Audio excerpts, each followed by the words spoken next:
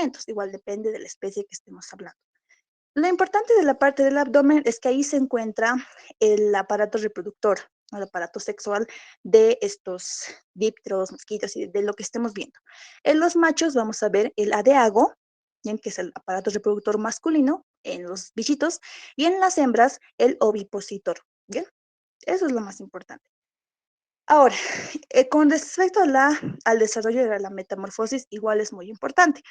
En la clase que di de esta, les mencioné, ¿no? Que lo que nos enseñan en teóricas y lo que nos enseñan como si fuera lo más fácil es simplemente a distinguir entre hemimetábolo y holometábolo, lo cual no está mal.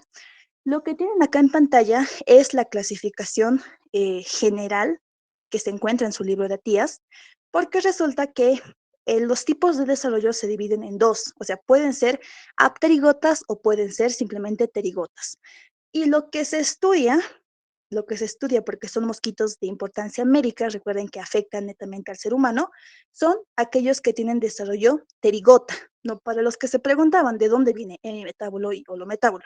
Entonces, del grupo de los terigotas, recién se puede subclasificar a los dos tipos de desarrollos que ya conocemos. Los que tienen esos desarrollo incompleto o que se desarrollan de forma gradual, que son los hemimetábolos, y los que tienen un desarrollo completo, no los holometábolos. Entonces, esto es importante, sáquenle captura, aunque van a tener las diapositivas, pero igual, esto es importante porque les preguntan, ¿bien? Y tienen que saber el tipo de ciclo de cada especie de insecto que estamos viendo, porque les preguntan, ¿cuál es el tipo de ciclo de los sifonápteros? ¿Cuál es el tipo de ciclo de los hemípteros? Entonces les confunden. Solamente, incluso les preguntan eh, que pongan los estadios del ciclo hemimetábolo o que pongan los estadios del ciclo holometábolo. Entonces, esto es muy, pero muy importante. Bien, vamos primero con el ciclo hemimetábolo, que es aquel desarrollo incompleto o de forma gradual. Recuerden que hemi es mitad, es incompleto. Por ende, solo tenemos tres estadios evolutivos: huevos, ninfas y adultos. Bien, huevos, ninfas y adultos. Y en el tipo de desarrollo holometábolo, holo es completo, ¿no? Completo. Entonces quiere decir que tenemos un tipo de desarrollo completo: huevos, larvas, pupas y adultos. Es muy diferente. Vamos con las primeras diferencias. Primero está en la morfología. La primera diferencia que tenemos entre ciclos es la morfología. Entonces, los hemimetábolos, es decir, los que tienen desarrollo incompleto, los que son huevo, ninfas y adultos, en cada muda son parecidos a los padres. Quiere decir que el único estadio distinto es el huevo. Después, vean esta imagen de acá: ninfa 1, ninfa 2, ninfa 3, ninfa 4, ninfa 5 y adulto, prácticamente son parecidos, son similares, ¿no? Son igualitos. En cambio, los que son del ciclo holometábolo o el ciclo completo son totalmente distintos unos a otros. Ejemplo, el ciclo de la mosca. Vean que que los huevos no se parecen en nada a la larva y la larva no se parece en nada a la pupa y la pupa no se parece en nada al estadio adulto. Esa es la primera diferencia. Bien, la morfología. En los incompletos o en los hemimetábolos son todos igualitos y en los holometábolos son distintos. Segunda grande diferencia, el hábitat. En los hemimetábolos, es decir, huevo, ninfa y adulto, todos pueden vivir en el mismo lugar. Por ejemplo, tenemos el caso de los piojos. Los piojos tienen un tipo de ciclo hemimetábolo. Y absolutamente todos, desde huevos, ninfas y adultos, pueden vivir en el cuero cabelludo, no de las personas, depende de qué bar estamos hablando, si es bar capitis o si es bar vestimentis, puede vivir todos los estadios en un solo lugar. En cambio, a diferencia de los holometábolos, tienen completa su desarrollo, viven en distintos sitios. Pongamos el mismo ejemplo de la mosca. Los huevos no se desarrollan en el mismo lugar de las larvas no se desarrollan en el mismo lugar de las pupas y lo mismo con los adultos. Bien, tienen hábitats diferentes. Tercero, la alimentación. Lo mismo, en los hemimetábolos, todos se pueden alimentar de lo mismo. Ponemos el ejemplo de los piojos. Todos se alimentan con sangre. Desde la ninfa 1 hasta la ninfa 5, hasta el adulto, todos necesitan sangre para vivir, incluso para evolucionar, ¿no? Para pasar de ninfa 1 a ninfa 2, etc. Pero en el caso de los holometábolos, no. Cada estadio tiene alimentación distinta. Otro ejemplo de los holometábolos son las pulgas, los sifonápteros, que igual tienen huevo, larva, pupa y adulto. Y cuando vamos a ver el tema de los sifonápteros, vamos a ver que todos tienen un tipo de alimentación distinto. Bien, entonces, ¿ha quedado claro? Recuerden que si tienen alguna pregunta, alzan la mano o me dicen para interrumpir. Pero recuerden, esto es muy, pero muy importante, porque el de que les ponen algo de esto mañana les van a poner. La importancia médica, esto igual, a ver, lo repasamos por si acaso. Importancia médica quiere decir qué de importante tiene este tema para que nosotros como área de salud lo llevemos. Es importante, ¿por qué? Porque estos artrópodos, estos mosquitos, dípteros, etcétera, pueden afectarnos en dos cosas. Uno, pueden producir la enfermedad, o sea, de forma directa, producir. Un ejemplo, tenemos acá, em, por ejemplo, en las miasis, hemos visto, ¿no?, en las prácticas y todo lo demás, que las miasis son cuando las moscas dejan sus larvas dentro de la piel del ser humano. Entonces, te está causando enfermedad, te está causando daño de forma directa, ¿no? El artrópodo te está causando. Eso es productor de la enfermedad. En cambio, cuando decimos transmisor de la enfermedad, quiere decir que funcionan o son parte del ciclo biológico de alguna enfermedad. Por tenemos en el caso del Chagas, que es lo más común, en el caso de la malaria, de la leishmania, que son insectos que si bien no te causan la enfermedad de forma directa, participan en el ciclo para transmitirnos la enfermedad. Entonces, en el sentido de transmisores de la enfermedad, hablamos de vectores, ¿no? Vectores que llevan la enfermedad. Tenemos vectores mecánicos y vectores biológicos.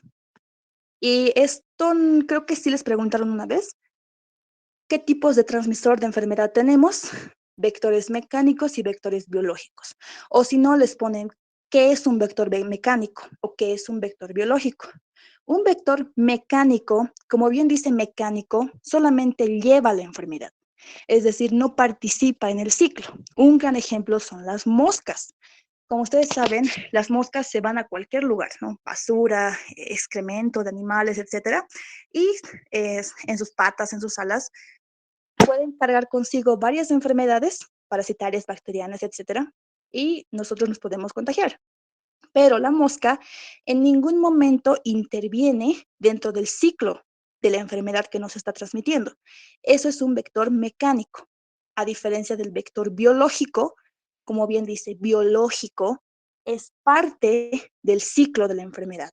Por ejemplo, tenemos los insectos hematófagos, como por ejemplo lo que es el anófeles, ¿no? De la malaria, de la leishmania, del Zika, de la chikungunya, del Chagas. ¿Por qué? Porque estos insectos son parte fundamental del ciclo biológico de la enfermedad.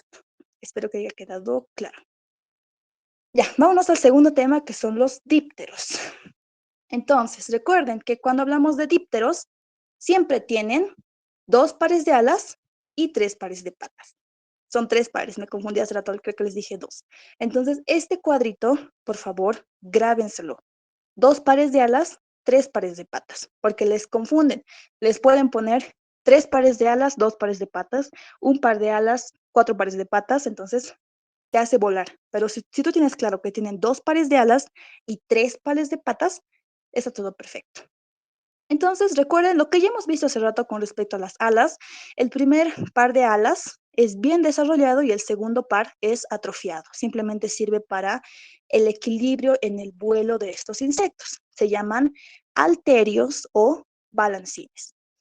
Ok, si les ponen qué tipo de ciclo tienen los dípteros, ponen holometábulo. Y es fácil de acordarse. ¿Por qué?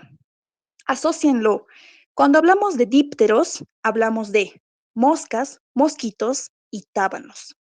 Y si se acuerdan, dentro de los mosquitos hemos visto a la Aedes, hemos visto a la Anófeles, hemos visto al Culex, y si se acuerdan, cada uno ponía huevos, tenía larvas, pupas y adultos. Entonces, por ende, es un ciclo holometábolo. O también pueden ponerle ciclo completo, es lo mismo. Entonces, si es holometábolo, tiene estos estadios: huevos, larvas, pupas y adultos. Y ojo que algunos suelen denominar como ímagos o imago, ¿no?, que es lo mismo que un adulto. Son sinónimos. Pueden decir ímago o pueden decir adulto. Entonces, los dípteros también tienen su subclasificación, que es lo que lo hace un poquito difícil de entender. Los dípteros se clasifican en tres grandes grupos: los nematoceros, los brachyceras y los ciclorrafas. No creo que les pongan esto, sería muy malo de su parte, pero igual denle una leidita que se les quede. Entonces, dentro de los nematoceras están los más importantes, los mosquitos, que es lo que nos interesa del grupo de los dípteros, y que es lo que más vamos a ver. Sin embargo, también están los flebótomos, están los simulidaes, tenemos el género de los brachycera, los tábanos, y los ciclorrafas, que son las moscas, mosca doméstica y la glosina, que igual es un tipo de mosca. Igual aquí tienen, prácticamente está todo resumido. Dentro de los mosquitos tenemos anófeles, que nos causa la malaria. Tenemos a la Aedes, que nos causa fiebre amarilla, el dengue, incluso está relacionado con Zika, con la chikungunya y demás. Tenemos el Culex. Dentro de los flebótomos, el flebótomos, que hemos visto que causa la leishmania, ¿no? Del viejo mundo, del nuevo mundo, hay que... Y así. Entonces, le dan una leidita. Vamos con el primer grupo, que son los nematoceras, que les dije que es el más importante porque aquí se encuentran los mosquitos. Ya, no creo que les pongan tanto de estas cosas, pero avanzaremos. Lo primero que vamos a notar en los mosquitos son las antenas. Si alguien se pregunta, ¿puedo diferenciar un mosquito hembra de un mosquito macho? La respuesta es sí, se puede diferenciar. ¿Cómo? Con sus antenas. Bien, vean las antenas, aquí no se ve bien, a ver si lo puedo. Aquí. Bien, entonces, estos son los ojos. Tenemos acá su probóscide, que es su pieza bucal. Y en la parte de los costados tenemos las antenas. El macho, como en todo el reino animal, siempre es más desarrollado, o sea, si tuvieran partes más exóticas, el macho tiene sus antenas pequeñas, ¿sí? O sea, no son tan largas como de las hembras, pero son muy plumosas. Ven que alrededor es como si fuera una pluma. En cambio, vean las antenas de las hembras, que son, si bien son un poquito más largas, son antenas desnudas. No tienen tantos pelitos, ¿no?, para poderlos diferenciar. Ahí está. Entonces, esa es una gran forma de poderlos diferenciar. Lo demás, ay, caramba. Lo demás no es tan importante. No tenemos las pupas, sus pupas depende igual. Una gran mayoría son pupas móviles, pupas que nadan dentro del agua, porque recuerden que si hablamos de mosquitos, generalmente suelen poner sus huevos en el agua. Y la alimentación es a base de sangre. Aquí hay algo que hay que aclarar. La mayoría de los mosquitos, las hembras son las hematófagas. Y eso tiene un porqué.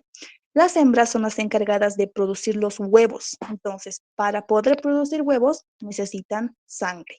En cambio, los machos, como no tienen que producir huevos, generalmente la alimentación en los machos es más de jugo de frutas, ¿no? De las frutas, de la pulpa de las frutas. Solo las hembras llegan a ser hematófagas. Entonces, vamos primero con los mosquitos. Lo que se hace diferencia en la parte de los mosquitos es que tienen que tomar primero tres, ¿no? O sea, hay varios tipos de mosquitos, pero por epidemiología, en nuestro país se estudian estos tres: el anófeles, el aedes y el culex. Y esto es muy, pero muy importante porque les aseguro, les apuesto, a ver qué les apuesto, les apuesto una bolsa de dulces que va a entrar o una pregunta de cómo diferenciar estos tres de los huevos, o cómo diferenciar en la parte de las larvas, incluso en la parte de los adultos. ¿Por qué? Porque es pregunta clásica. Los anófeles, cuando hablamos de los huevos, si son observadores, tienen botecitos, tienen pequeños flotadores a los costados y suelen estar agrupados. Gracias a estos botecitos es que, o sea, a estos pequeños estructuras acolchonaditas que tienen alrededor, es que pueden flotar, ¿no? Y no se hunden. A diferencia del Aedes, de los huevos de Aedes, que vean los huevos de Aedes, no tienen estos pequeños flotadores a los costados. Son más huevos simples, o sea, huevos poligonales, huevos que pueden estar agrupados o pueden estar separados. Pero el que se lleva la corona, literalmente, de estos tres es el Culex. ¿Por qué? Porque vean sus huevos se agrupan como si fueran una corona en forma de copa, en como si fuera una coronita o como si fuera una copa. Están pegados prácticamente, como una balsa flotante. Entonces, lo que suele entrar es, uno de los siguientes tiene agrupación de los huevos en forma de corona de copa y están juntos como una balsa flotante. Señale cuál. Anófeles, Aedes, Culex y les ponen otros más. Entonces, repasen, ¿bien? La parte de Culex, pero igual, repasen los tres. La diferencia de huevos entre Anófeles, Aedes y Culex. En las larvas, igual, se puede diferenciar. Principalmente, ¿por qué? Por el sifón respiratorio. Como son larvas, no están totalmente desarrolladas, no pueden respirar bajo el agua. Necesitan estar en contacto con el medio ambiente, con el medio externo, con el aire. Entonces necesitan de ese sifón respiratorio. Entonces, Anófeles no tiene sifón respiratorio. Por eso es que tal vez los que han viajado a Yungas, Caranavi, qué sé yo, y han visto larvas de anófeles en el agua, las larvas son de forma horizontal, están echaditas. ¿Por qué? Porque no tienen ese sifón respiratorio y se ven en la necesidad de estar en esta posición para poder respirar, a diferencia de Aedes y Culex, que sí tienen un sifón respiratorio y estos se van a encontrar de forma diagonal, ¿bien? De forma diagonal. ¿Cuál es la diferencia entre estos dos? El Aedes tiene un sifón respiratorio corto y el Culex tiene un sifón respiratorio más grande. Entonces, si ven en estos tres, les pueden preguntar, ¿cuál de las siguientes larvas no posee sifón respiratorio y se encuentra en posición horizontal o tiene una respiración horizontal? Pues es Anófeles. ¿Ven? Es el único de los tres que no tiene un sifón respiratorio. Pobre les pregunte y mañana me fallen eso. Me van a pagar. Vamos a la siguiente. La parte de las pupas. En las pupas no hay tanta diferencia, ¿no? Todas son en forma de coma, todas son de color oscuro, todos tienen dos partes, un extremo cefálico llamado megalocéfala y una pequeña colita, ¿no? Característica de estos es que es como si se enquistaran y no se alimentan, es decir, prácticamente viven a base de lo que hayan comido cuando eran larvas. Y tardan poco tiempo, ¿no? Hasta 3 días ya se vuelven adultos, ya desarrollan la forma de los ímagos. Entonces, en cuanto a las pupas, no hay mucha diferencia. En los adultos sí hay diferencia, más que todo en la actividad que tengan. Los anófeles, recuerden que van a estar más en los estanques de agua, en los barriles, tienen actividad diurna y suelen preguntarles, ¿cuál es el vector de la malaria? ¿Cuál es el vector de tal? Entonces, esta partida que pasa. Anófeles es vector de la malaria. En cambio, cuando hablamos de Aedes, se encuentra en las colecciones de agua de reserva del hombre. Por eso es que dicen, ¿no? Cuando hay epidemias de dengue y todo lo demás, les recomiendan vacíen sus reservas de agua, vacíen lo que son las llantas con colecciones de agua y todo lo demás. Entonces, importante, Aedes es transmisor de la fiebre amarilla, de la dengue, de la fiebre hemorrágica epidérmica, incluso del Zika y en algunos casos está relacionado con el chikungunya. Por último, tenemos al Culex, que está principalmente en aguas estancadas, con materia orgánica, tienen actividad nocturna, es decir, estos mosquitos salen en la noche para poder alimentarse, y está relacionado con las filarias, si ustedes se acuerdan, cuando hemos visto las filarias, las elefantiasis y todo lo demás, estaba como vector el Culex, ¿no? Entonces, esto no es importante. Hasta ahí, si tienen alguna duda, recuerden, me dicen para explicarles otra vez. Seguimos en los nematoceras, pero ahora vamos a hablar de los flebótomos, que esto igual es pregunta de examen. Han hecho 2 veces, tal vez si tienen suerte entren la tercera vez. ¿Por qué? Porque este mosquito sigue siendo un mosquito, solo que ya se le denomina flebótomus. Vean, todo su cuerpo está cubierto de pelo, tanto las alas las antenas, las patas, el tórax, su abdomen, la cabeza, todo está cubierto con pequeños pelos. Eso se llama pelos hirsutos. Igual suelen preguntarle, uno de los siguientes es jorobado y posee los, entre comillas, pelos hirsutus. ¿Quién es? El flebótomo. Entonces, esto igual, revísenlo. Es oscuro, es pequeñito, ¿no? De 2 o 3 milímetros, es jorobadito y tiene los pelos hirsutos. Bueno, son generalmente mosquitos nocturnos, tienen reposo en 45 grados. Este de reposo se refiere a que cuando se paran, generalmente tienen una angulación. Entonces, en este caso, su angulación es de 45 grados. ¿Qué más? Las hembras se alimentan de jugos y sangre y los machos solo de jugos. Mm, No vuelan, simplemente dan pequeños saltitos, no requieren de agua, ¿no? Entonces, no son tan importantes. Lo que sí es que recuerden que los flebotomus son aquellos mosquitos que tienen los pelos hirsutos, ¿bien? Pelos hirsutos.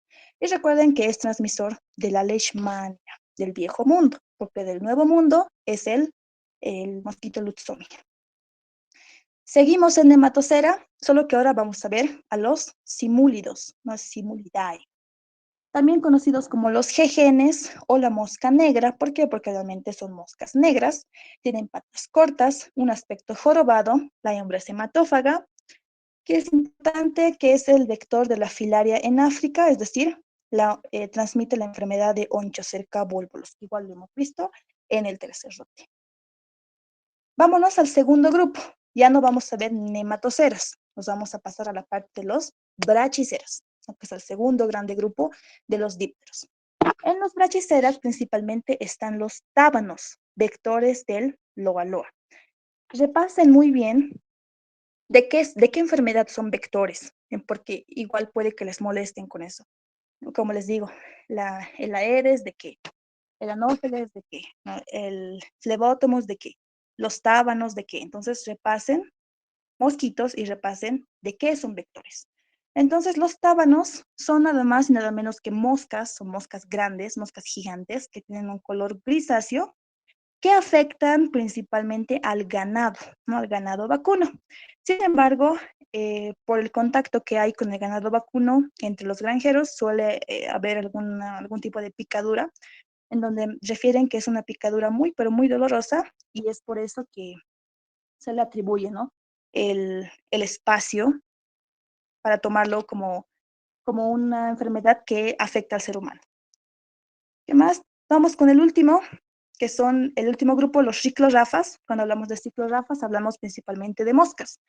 Entonces, la mayoría de las moscas son vectores productores de enfermedad o simplemente actúan como vectores mecánicos.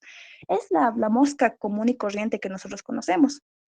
Solo que hay cierta variedad, ¿no? La mosca doméstica es la mosca que no hace daño, entre comillas, porque no tiene gran importancia médica, salvo a que es un vector mecánico, pero hay otro grupo de moscas que sí son productores de enfermedad, ¿no? Que causan incluso una enfermedad que es parecida a la enfermedad del Chagas, que es la trypanosomiasis africana, la enfermedad del sueño, que es producida por moscas del género Cyclorrapha. Entonces, obviamente, si hablamos de la mosca doméstica, la mosca que todos conocemos, hablamos de una mosquita que tiene una trompa blanda. ¿Por qué? Porque solamente se encarga de alimentarse y ya. Sin embargo, hay especies de moscas que, como les digo, son productores de enfermedad y su trompa pues ya está más especializada, es más dura, más grande para poder picar, ¿no? Igual, siguen teniendo el mismo ciclo, un ciclo holometábolo, un ciclo completo. La mosca doméstica, lo más importante de aquí es cuánto vive, porque una vez nos pusieron como pregunta abierta, ¿cuánto tiempo vive una mosca doméstica? Viven un mes, no se les olvide, viven un mes. Tardan en desarrollar desde 8 a 20 días. Igual los huevos son ovalados, blancos, generalmente están lejos de la luz solar, pasan a ser larvas, se llaman larvas vermiformes porque se parecen a los gusanos. Son blancas, son móviles, tienen 2 ganchos en la boca, 3 etapas de larvas, es decir, larva 1, larva 2 y larva 3. Posteriormente se pupa, no es una pupa, perdón, inmóvil, es decir, no se alimenta, se cierra prácticamente de quitina. Y cuando ya está lista, sale gracias a un saco membranoso llamada el tilinum, aunque esto no es tan importante, pero es importante, es interesante ver cómo salen de su pupa las mosquitas. A ver si buscan en YouTube. Y por último tenemos los imagos o los adultos que tienen actividad diurna, tienen un gran olfato, necesitan agua, azúcar y almidón para poder vivir y viven aproximadamente un mes. Y aquí tenemos a las moscas que son agresivas, por así decirlo, las que no son amigables. Tenemos a la Extomolsis calcitrans, que igual es una mosca que afecta más que todo al ganado, a los caballos, a las vacas, solo que se relaciona con nosotros. ¿Por qué? Porque puede llegar a picar y su picadura es muy, pero muy dolorosa. Tenemos a la glosina, que es conocida como la tsetse, que igual es hematófaga. Esta es la que les digo que produce la enfermedad del sueño, la trypanosomiasis africana o la trypanosomiasis brucei. Revísenlo por si acaso, puede que les pregunten por ahí cuál es la causante de la trypanosomiasis brucei o de la enfermedad del sueño. Es una enfermedad parecida a la que hemos visto acá, como la del Chagas, solamente que es otro vector y es en otro lugar del mundo. Ahí está su importancia. La glosina o la mosca tsetse. Ya, vámonos con el tema 3, los hemípteros. Bien, eh, cada tema, yo sé que es un poquito difícil porque nos confunden, ¿no? Nos dicen hemíptero, sifonáptero, anaplura y miasis, varias cosas. Y recuerden siempre que acá abajo tienen a qué se refiere. Cuando hablamos de hemípteros, hablamos de las vinchucas, o sea, de la enfermedad del Chagas. ¿Sí, Ruth? ¿No entra ese tema? Ah, ya, gracias. Nos saltamos hemípteros. Miasis. ¿Miasis entra, chicos? No, tampoco va a entrar, dijeron. Pucha, qué suertudos. Pero en miasis no se olviden, tenemos 3 tipos de miasis: obligatorias, las secundarias y las accidentales. Sifonápteros, pulgas. Ya, vámonos con las Ese pulgas. también. Ya, vámonos con las pulgas. Entonces, cuando ustedes vean sifonápteros, asócienlo con pulga, ¿bien? Con pulga. Cuidado y se confundan con piojo o se confundan con ácaro. Sifonáptero es pulga. Entonces, aquí están las características básicas. Hablamos de la pulga como un ectoparásito temporal. ¿Por qué es un ectoparásito temporal? Recuerden que las pulgas solamente se acercan a los mamíferos de sangre caliente para poder alimentarse, para poder sacar sangre. Entonces, logran su cometido y se van, se van. Por eso son ectoparásitos temporales. No necesitan estar mucho tiempo. Van, se alimentan y se van. ¿Qué más? Son sumamente pequeñas, son de café oscuro, tienen un cuerpo esclerotizado, por eso es que son duras, ¿no? Tal vez alguien ha encontrado pulgas y ha querido aplastar. Son bien duras, porque su mismo exoesqueleto es con quitina, duro, esclerotizado. Esto es importante, más que todo para reconocer en el reconocimiento en el ECOE que van a tener. Las pulgas son aplanadas transversalmente, es decir, que es como si fueran flacas y altas, para que me entiendan, flacas y altas, aplanadas transversalmente. En cambio, los piojos, que es con lo que más se confunden, los piojos son aplanadas dorso ventralmente. O sea, es como si al piojo lo hubieran aplastado con la mano y se ha quedado chato, chato y gordito. En cambio, las pulgas no, es como si fueran altas y flaquitas, para que me entiendan, aplanadas transversalmente. Tienen un cuerpo comprimido. Ojo con esto, parece obvio, pero suelen confundirse, porque igual creo que una vez les pusieron en pregunta de examen si tenía alas. Pero obviamente no te van a preguntar de forma directa, ¿no? Las pulgas tienen alas, o sea, no te preguntan más disfrazadamente. Son partes de las pulgas. Ahí te ponen 3 pares de patas, cuerpo tal, no posee alas y cosas así. Entonces, tomen en cuenta que las pulgas, por si acaso, no tienen alas. Nuestra cabeza está totalmente unida al tórax, es decir, no hay esa separación que habíamos visto en anatomía externa en un principio. Recuerden que eran 3: cabeza, tronco y el abdomen. La cabeza y el tronco o el tórax están unidas. Tienen estos pequeños peines espinosos denominados los tenidios. Es como si fueran como el puercoespín, han visto que tiene sus espinitas. En este caso igual, solo que estos peines espinosos les ayuda a poder adherirse al pelo del animal, del gato, del perro, incluso de nosotros, ¿no? Para que no se caiga y pueda alimentarse tranquilamente. Son hematófagas, principalmente atacan animales de sangre caliente, eso es obvio. Tienen ojos simples, ojo con esto, no son ojos compuestos como la mayoría, tienen ojos simples.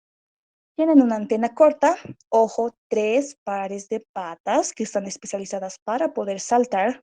Sus patitas son chiquititas, pero son bien potentes, porque incluso vean que puede alcanzar hasta 33 centímetros de altura con un solo salto.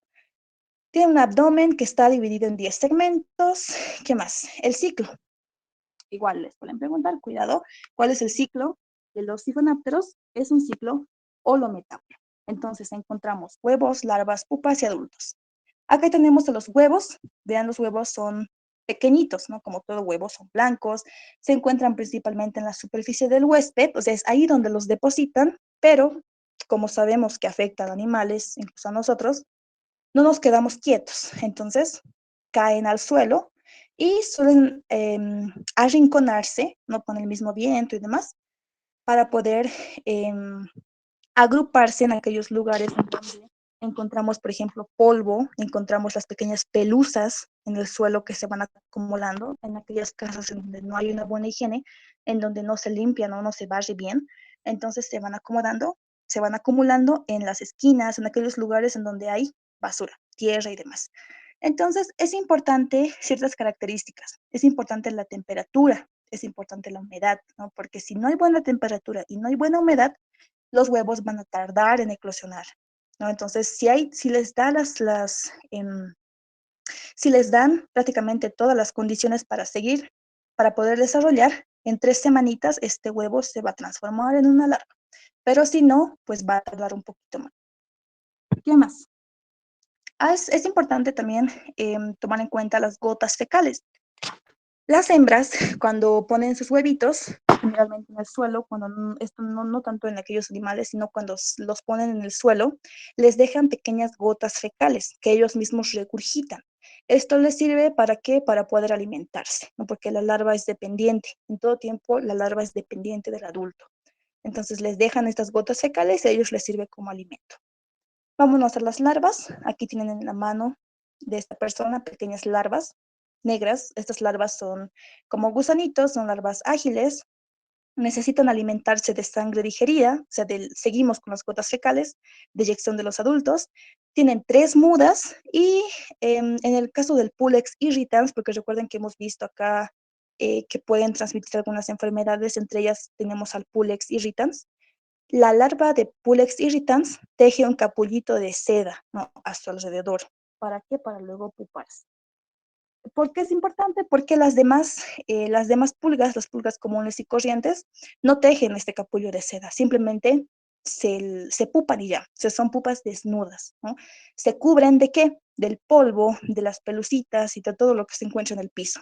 Entonces, otra vez, acá intervienen aquellos factores importantes como la temperatura, la humedad y todo lo demás. Y vamos con el adulto y el hímado, que ya hemos visto que no hay especificidad marcada, es decir, eh, no tienen una especie en específico, es decir, solamente pulgas de perros o pulgas de gatos o pulgas de los seres humanos, ¿no? Simplemente, como les dije, como son ectoparásitos temporales, atacan de manera temporal y luego se van. Importancia médica, esto sí es muy importante en el caso de las pulguitas. Pueden ser productores de enfermedad, tales como causar pulicosis o tungiasis. En el caso de las pulicosis, vemos este cuello de acá que tiene estas pequeñas lesiones eritematosas.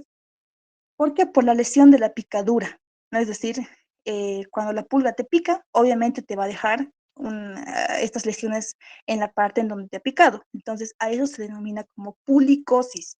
Es una pápula eritematosa y tiene un punto petequial, es decir, tiene un puntito, generalmente rojo vinoso, que indica el lugar en donde te ha picado la pulga. ¿Es causada por quién? Por Pulex irritans. Bien, cuidado con eso. Primero, productor de pulicosis, el Pulex irritans. Vamos con el segundo. Seguimos en productor de la enfermedad. Tenemos las famosas tungiasis. Los tungiasis, ¿causada por quién? Por Tunga penetrans. La hembra, en este caso, penetra la piel que está como ponen sus huevos y como están generalmente en el piso. Los lugares más afectados, obviamente, van a ser los pies, como vean en este caso de este piecito, en los pies, en las uñas y demás. Entonces, penetran y ponen ahí sus huevos. Entonces, dentro de la piel ponen sus huevitos. Es tamaño de un guisante, ¿no? Se alimentan de sangre y cuando esto pues ya está listo, con el tiempo, suele salir, no suele ser autolimitado. Sin embargo, pero muy doloroso para el paciente. Entonces, por eso generalmente le suelen sacar estas lesiones. Entonces, productor de la tungiasis, la tunga penetrans. Y vámonos a la siguiente parte, que es el vector biológico. Puede actuar como vector biológico ¿de qué? De dos enfermedades que son muy importantes. Tenemos primero la peste bubónica, que se contagia mediante la picadura. Igual pongan énfasis en el mecanismo de transmisión. Generalmente les suelen confundir con los piojos, que igual transmiten ciertas enfermedades y les confunden. Entonces, la peste bubónica, recuerden que se contagia mediante la picadura de la pulga. Esta pulga muere 10 días después por la misma acción de la bacteria que va causando ciertos cambios dentro de su anatomía interna y posteriormente pues muere, ¿no? Pero lo malo es que una vez que pica, pues ya transmitió la enfermedad a los seres humanos en este caso. Entonces, ¿cuál es el vector de la peste bubónica? Ojo, vector es la Xenopsilia cheopis. Muy diferente al agente causal, que es la bacteria. Y cuidado, les confundan con esto. Agente causal es la bacteria o el parásito que va a producir la enfermedad. Entonces, en este caso sería la bacteria, Yersinia pestis, pero el vector, el transmisor es Xenopsilia cheopis. Entonces, pongan mucho énfasis en la peste bubónica. Seguimos con el tifus murino, que igual es otra enfermedad que se transmite en este caso de rata en rata. Es decir, esta enfermedad, su ciclo normal es entre las ratas, pero nosotros podemos llegar a contagiarnos de forma accidental. Tenemos aquí la Xenophila cheotis y otro género también, denominado fasciatus. No creo que les pregunten, sería muy malvado de su parte, pero igual. En este caso, la bacteria es la Rickettsia tifi. Esto igual, si lo quieren ampliar un poquito más, porque está interesante, está en el libro de tías, ¿no? En la parte de las pulgas. Ya. Vamos con el siguiente, los anopluros. Esto sí entró, ¿verdad? Anopluros denominados también los piojos. Entonces, vamos con los piojitos. Ya, entonces hablamos de dos géneros, o sea, dos palabritas. Cuando hablamos de piojos, dos palabritas. O son periculosis o son las tiriosis. O periculosis o tiriosis. Las periculosis son generalmente el periculos humanos, es decir, que afectan netamente a los seres humanos. Entonces, dentro de las periculosis, el periculus humanus tiene dos variedades. Puede ser Barcapitis, es decir, aquel piojo que se va a encontrar en el cuero cabelludo, Barcapitis, que es lo más frecuente, y tenemos el Barbestimentis, que se encuentra en la ropa, en las costuras de las ropas. Y los tidiosis son el Pitirus pubis, que igual es un tipo de piojo que se encuentra en la región del pubis, tanto mujeres como varones, ¿no? Entonces, con hematófagas tienen especificidad de huésped. A esto se llama Eurixeno. En mi año lo dio el doctor Sangali, nos puso esa pregunta de examen. En este año depende de quién les haya dado esta teórica. Pueden tomarlo o no pueden tomarlo, depende de ustedes. Y algo que es importante son ápteros, igual que las pulgas, no tienen alas. Las patitas están desarrolladas para poder agarrarse o sujetarse en este caso, al cuero cabelludo o a la costura de la ropa, ¿no? Para la prensión. Y lo vamos a ver igual más adelante. La transmisión es por contacto directo o por fomites y son aplanados dorsoventralmente, ¿no? Lo que les dije que les va a servir para cuando den sus ecoes y puedan reconocer, puedan diferenciar entre pulgas y puedan diferenciar entre piojos. Ya, vamos con el primero, que es el pedículos humanos. Tienen una longitud de 2 a 4 milímetros. Obviamente la hembra es más grande que el macho, una cabeza pequeña, ojos simples, un aparato bucal oculto para poder picar, es decir, está retraído. Cuando pica, entonces saca todo su probóscide y pica. Una vez que termina de picar, pues vuelve a retraer su probóscide. Tiene 3 pares de patas, recuerden, como hemos visto en todos los insectos, 3 pares de patas, o sea, 6 patitas. Y están especializadas para prensión, como les dije, para poder sujetarse, para poder fijarse. Entonces tenemos 2 tipos, las de la cabello, que son Barcapitis, que se encuentran en la raíz del cabello, y la del cuerpo, Bar corporis o Bar vestimentis. ¿Por qué? Porque se encuentra en las costuritas de la ropa. ¿Podemos distinguirlos? Sí podemos distinguirlos, principalmente por el color. Los del cabello son de color oscuro y los del cuerpo, los corporis o los vestimentis, son de color blanco. Por eso es que generalmente muchos no se dan de cuenta que tienen esto, por ejemplo, en la parte de las axilas, en la parte de esas mismas ropitas, ¿no? Que no se cambian diariamente, no se dan cuenta porque son de color blanco, son casi invisibles. Entonces, el ciclo, tipo de ciclo, si les preguntan, es hemimetábolo. ¿Bien? Solamente recuerden, de las pulgas era holometábolo. En los piojos son hemimetábolos. Eso quiere decir que vamos a tener huevos, ninfas y adultos. Repito, repasen qué tipo de ciclo tiene cada uno, porque de que les preguntan, les preguntan. Entonces, vamos con el primer estadio, que son los huevos, también denominados las famosas liendres, ¿no? Que se localizan, depende, si estamos hablando del Barcapitis, se localiza en la raíz del cabello, o si estamos hablando del Corporis o Bar vestimentis, se encuentra en la costura de la ropa. Las ninfas, ya hemos visto, son pequeñas, todas son hematófagas, recuerden, por regla general, de los hemimetábolos y los holometábolos, todos los hemimetábolos, desde las ninfas, ninfa 1, 2, 3, hasta el adulto, todas son hematófagas, ¿no? Todas necesitan sangre. ¿Para qué? Para poder evolucionar de ninfa 1 a ninfa 2. Y si no se alimenta, pues o muere o va a tardar en desarrollar, va a tardar en crecer. Tienen 3 mudas que se desarrollan principalmente de 30 hasta 40 días. Los adultos tienen poca resistencia al ayuno. ¿Qué quiere decir? Cuando son ninfas, tienen una gran capacidad de ayunar. Es decir, pueden pasar 2 meses, 3 meses sin consumir sangre, porque tienen reservas. Sin embargo, cuando ya son adultos, pierden esta capacidad de ayuno y pues necesitan consumir sangre constantemente. O si no, pues se mueren. Vamos con el siguiente, que es el Pityrus pubis, que les dije que es el piojo de la zona genital, de partes de tanto de hombres como mujeres. Se encuentra en la región pilosa del pubis, es un poco más pequeño que el humano, de 1 solamente hasta 1.5 milímetros, y característica que tiene las patas, que son grandes como garras de cangrejo, que es una diferencia muy clara. Vean acá, sus garras nos parecen cangrejos, y esto les ayuda a poder sujetarse mejor de la región del pubis. Son un color casi transparente, por eso es que mucha gente no se da cuenta que tiene, simplemente dicen que tiene un prurito en esa zona y nada más, y está adherida a la raíz del pelo. Ojo, ten en cuenta esto, es el único ectoparásito que puede transmitirse por vía sexual. La mayoría de los ectoparásitos se transmiten por contacto directo, es decir, por contacto directo entre una persona que ya tiene el bichito y demás con una persona que no tiene. Por ejemplo, en el caso del Barcapitis, entre cabecitas, ¿no? Eso es lo que pasa generalmente en los niños, en las guarderías.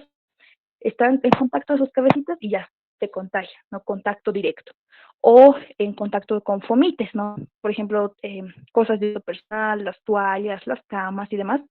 Pero Pityrus pubis, al encontrarse en la región pilosa, en el área genital, corremos riesgo de que si se tiene relaciones con una persona que tiene el piojo del pubis, pues puede transmitirse, ¿no? De forma sexual. Ojo con eso. El ciclo sigue siendo el mismo, hemimetábolo, recuerden, tenemos los 3 estadios, los huevos, las ninfas y los adultos, ¿no? Que es lo mismo, las mismas características que hemos visto en el pedículos humanos. La importancia médica, ahora, es que, primero, películas humanas par vestimentis nos puede causar, uno, la melanomia pediculosa. ¿Por qué? Porque recuerden que se encuentra en la ropa, no se encuentra en las costuritas de la ropa, y depende de en qué lugar se encuentre, al momento de secar, va a producir una picadura y va a producir estas pequeñas lesiones en todo el tórax, en la espalda y demás, llamada melanodermia pediculosa. Tenemos también las lesiones por picadura. Tenemos tres enfermedades, no vamos a entrar a detalle, porque no creo que les pregunten, pero tal vez, por si acaso. Tenemos tres enfermedades que pueden transmitirse mediante la picadura de los piojos. Al igual que hemos visto en las pulgas, si se acuerdan de la peste bubónica y demás, acá tenemos tres igual. Primero, el tifus exantemático epidérmico, la fiebre recurrente y la fiebre de las trincheras, ¿no?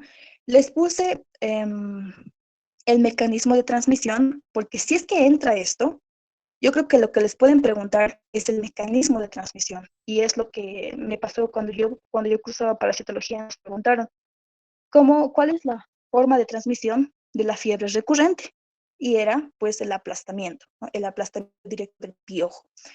Entonces, por si acaso, igual, denle una leidita. Está, si lo quieren ampliar, igual está en el libro de tías, pueden ver.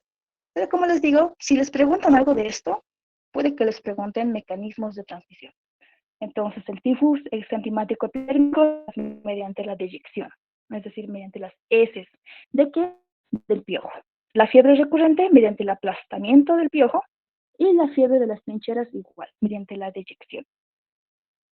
En el caso del pedículos humanos bar capitis, o sea, el que se encuentra en la cabeza, lo máximo que nos puede llegar a causar es la plica calónica. ¿Qué es la plica calónica? Vean esas dos imágenes. Estos pequeños agrupamientos en el cabello es enmarañado, porque aquí es un enmarañado de piojos. Hay huevos, hay las mismas deyecciones de los piojos, hay piojos adultos, hay ninfas, ¿no? Entonces forman un nido y eso hace que el cabello se torne así, lo que conocemos como las famosas rastas. Tal vez han visto vagabundo que tiene esto en la cabeza, son plicas calónicas, ¿no? Que como les digo es un nido en donde está mezclado adultos, ninfas, huevos, la misma deyección de las ninfas, adultos y demás, ¿no? ¿Cómo hacemos el diagnóstico? El diagnóstico es fácil, ¿no? Por el examen físico directo, el uso de las lupitas para el caso de que tengamos que ver, por ejemplo, los pedículos humanos bar corporis y demás, porque son blancos, como les decía. Hay que ser muy, pero muy, ¿cómo se dice? Observadores, ¿no? Para poder identificar.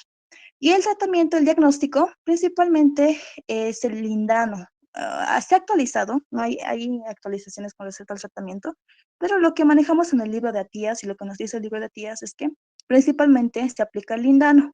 ¿En qué? En lociones, en shampoos, ¿no? Y los famosos peines de cerda fina con los que tal vez alguien ha visto videos de TikTok en donde les sacan con esos peines metálicos que son bien finitos para poder sacar los huevos, las ninfas y demás. Ya, vámonos al tema 7, ácaros. Esto imagino que igual ha entrado. Entonces, cuando hablamos de ácaros, hablamos principalmente de la sarna, de la famosa sarna, o también llamada escabiosis. ¿Por qué se llama escabiosis? Porque el agente causal es el Sarcoptes scabiei. Entonces, los ácaros, recuerden, los ácaros no son insectos. Los ácaros pertenecen al grupo de los arácnidos. ¿Por qué? Por el número de patas. Recuerden que insectos son generalmente hasta seis patitas, o sea, tres pares de patas. Lo que hemos visto en los insectos, ¿no? Hasta ahorita, todo lo que hemos visto eran tres pares de patas. En cambio, los ácaros, ven en estas imágenes, tienen 8 patitas. Esta es una patita, otra patita, otra patita, otra patita, 2 pares de patas anteriores y 2 pares de patas posteriores. Total, 8 patas. O sea que encaja en el grupo de los arácnidos. Igual que las arañas tienen 8 patitas. Entonces, ¿cuál es la etiología? La palabra deriva de sarc, toplain, escabel. Sarx es carne, to plain es cortar y scavere es rascarse, ¿no? Hace referencia a que cuando los pacientes, generalmente son niños que se contagian de sarna, les escuece, no tienen mucho prurito y se rascan al punto de generar lesiones en su piel. Entonces, no se olviden, sarx, carne, to plain, cortar y scavere, rascarse. ¿Qué más? Tenemos datos importantes. Es conocida como la sarna humana. Es herborio netamente humano. Es decir, nosotros funcionamos como un huésped definitivo. Es decir, la sarna, el Sarcoptes scabiei, una vez que llega a nuestra piel, se muere en nuestra piel, no sale. Es un huésped definitivo. Es un parásito responsable, Sarcoptes scabiei, es un parásito obligado. No sale, a diferencia de la pulga, por ejemplo, que hemos visto, ¿no? Que es un ectoparásito temporal, o a diferencia de picos que se quedan en el cabello, o sea, pueden estar en el cuero cabelludo, pueden estar en el cabello y demás, pero estos no, netamente en piel, específicamente en la capa córnea, ¿no? Recuerden la histología de la piel. ¿Qué más? Son aplanados dorsoventralmente, como los triatominos, como los piojos, ¿no? Que como si les hubiéramos aplastado, como si les hubiéramos dado un pisotón, son chatos y gorditos. Tenemos como factores predisponentes, primero es decir, eh, aquellos lugares en donde hay muchas personas, por ejemplo, tenemos cuarteles, tenemos asilos, tenemos guarderías, ¿no? Hogares de acogida y demás. Entonces, en esos lugares es más fácil que se transmita esta enfermedad. Es más frecuente en los niños y hay más casos en la época de invierno. ¿Qué más? Vemos en la parte de morfología que son pequeños, son redondos, de tipo globular, y es importante esta característica, no son segmentados. ¿A qué se refiere con segmentados? Recuerden la anatomía externa que hemos visto de todos los artrópodos. Serían tres partes: cabeza, tórax y abdomen. En este caso, no hay esa separación. Es como si fuera un redondo y ya del redondo sale su cabeza y del redondo sale sus patitas. ¿Bien? Son parásitos no segmentados. Tienen 4 pares de patas, 2 pares anteriores, 4 patitas adelante y 2 pares posteriores, o sea, 4 patitas posteriores. Por eso son arácnidos. Bien, no son insectos. Los adultos tienen espinas triangulares en el dorso que les impide retroceder. Quiere decir que entran a la piel y ya no salen. Comparen con los puercoespines. ¿Han visto, no, cómo son los puercoespines? Tienen sus espinitas hacia la parte de atrás. Entonces, esto hace que cuando entren a la piel, porque son parásitos que entran, están en la capa córnea de la piel, entran a la piel y no pueden retroceder, o sea, no pueden ir para atrás, no pueden irse. ¿Por qué? Porque sus mismas espinitas, como el puercoespín, como les digo, comparen con el puercoespín, estas mismas espinitas no les deja retroceder, se clava en la capa córnea en las células y no les permite retroceder. Eso quiere decir que cuando entran, una vez en sus grupos dentro de la piel, difícilmente van a salir, o sea, se mueren dentro de la piel. No poseen ojos, ¿bien? No tienen tráquea. Las hembras tienen una apertura de bolsas copulatriz por donde salen los huevos. ¿Y qué más? En los ácaros es importante, muy importante, el ciclo biológico. ¿Por qué distinguimos dos tipos de poblaciones? Y si el teórico acerca de las poblaciones va a entrar. Bien, población superficial y población profunda. La población superficial, como bien dice superficial, es lo que se va a encontrar por fuera de la piel, es decir, por fuera de la capa córnea de la piel. Y la población profunda es la que está en la piel, o sea, en la capa córnea. Es importante porque aquí se define cuál es la población que transmite la enfermedad y cuál es la población que causa la enfermedad como tal, o sea, la patología, las alteraciones en la piel y todo lo demás. Para que entendamos esto, repasemos un poquito y de forma rápida el ciclo biológico. Recuerden que en la superficie de la piel es donde ocurre la cópula, ¿no? En la superficie de la piel está el ácaro y el ácaro macho copulan. Inmediatamente después de que copulan, el macho se muere. Como siempre. Y la hembra, cuando ya está con los huevos y todo lo demás, empieza a cavar, ¿no? Excava túneles, es decir, se entra dentro de la piel, específicamente en la capa córnea. Entonces, empieza a cavar este túnel dentro de la piel y a medida que va cavando, va a ir soltando sus huevos, va a ir dejando huevos. Entonces, como les dije que tienen esas espinitas en su dorso, no pueden retroceder. Entonces la hembra sigue avanzando, sigue dejando sus huevos hasta que muere, ¿no? Y ya no tiene huevos, y entonces ahí se queda y muere. Entonces, esa es la población profunda, las hembras, ¿no? Si a ustedes les preguntan, por ejemplo, ¿cuáles son o qué compone la población profunda? Son las hembras, no los machos. Puede que me pongan machos, porque los machos se mueren después de copular. Las hembras son las que cavan y ponen sus huevitos. Entonces, por ende, la población profunda está compuesta por las hembras y son las encargadas de la patología, es decir, de las manifestaciones clínicas que se va a ir presentando en la piel. Entonces, estos huevos que han sido puestos por la hembra, pues no se quedan ahí. Los huevos eclosionan y forman lo que son los ácaros juveniles, ¿no? Las formas juveniles. Estas formas juveniles tienen una característica. Las formas juveniles solamente tienen 6 patitas. Ojo con eso. Las formas juveniles tienen 6 patitas. Y lo que hacen es cavar, pero hacia arriba. Es decir, no sé si tengo una imagen. Aquí está, pues estoy sufriendo yo. Ya, entonces, los, las poblaciones juveniles solamente tienen 6 patitas. Y lo que hacen es empezar a cavar, pero cavan hacia arriba.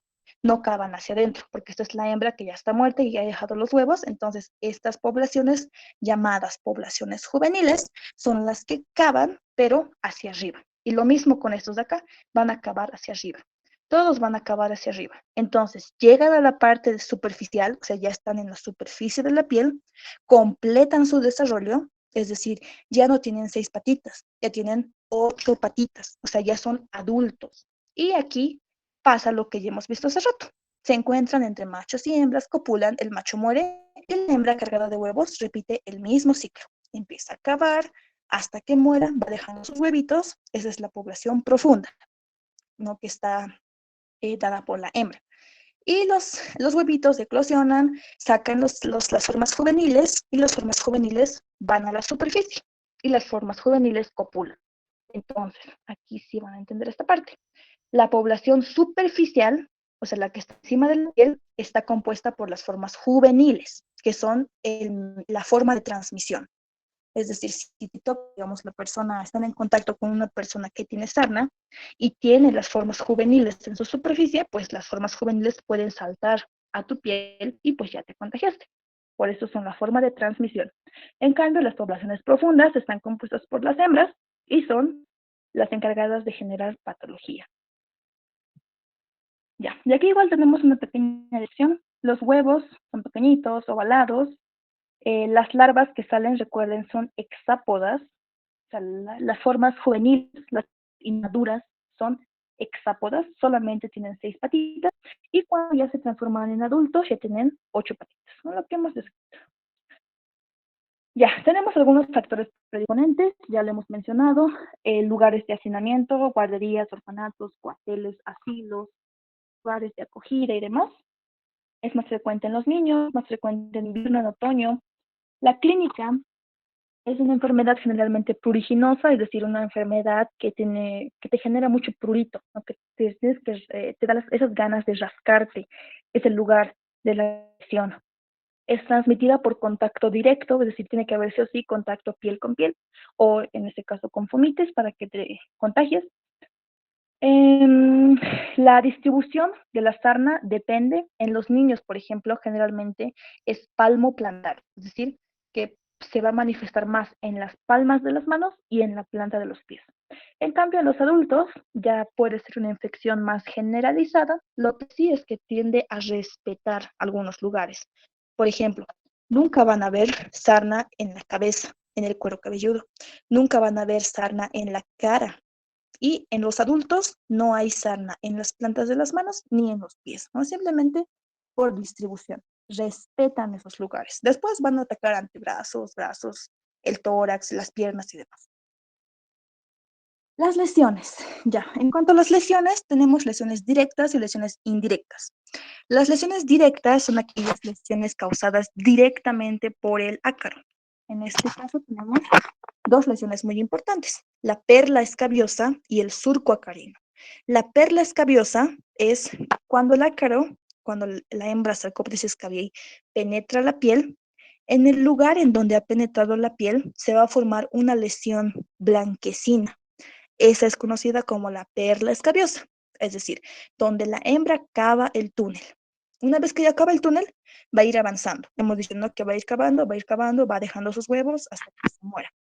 Entonces, ese trayecto en el estrato córneo, ese trayecto lineal que va formando, se llama surco acarino.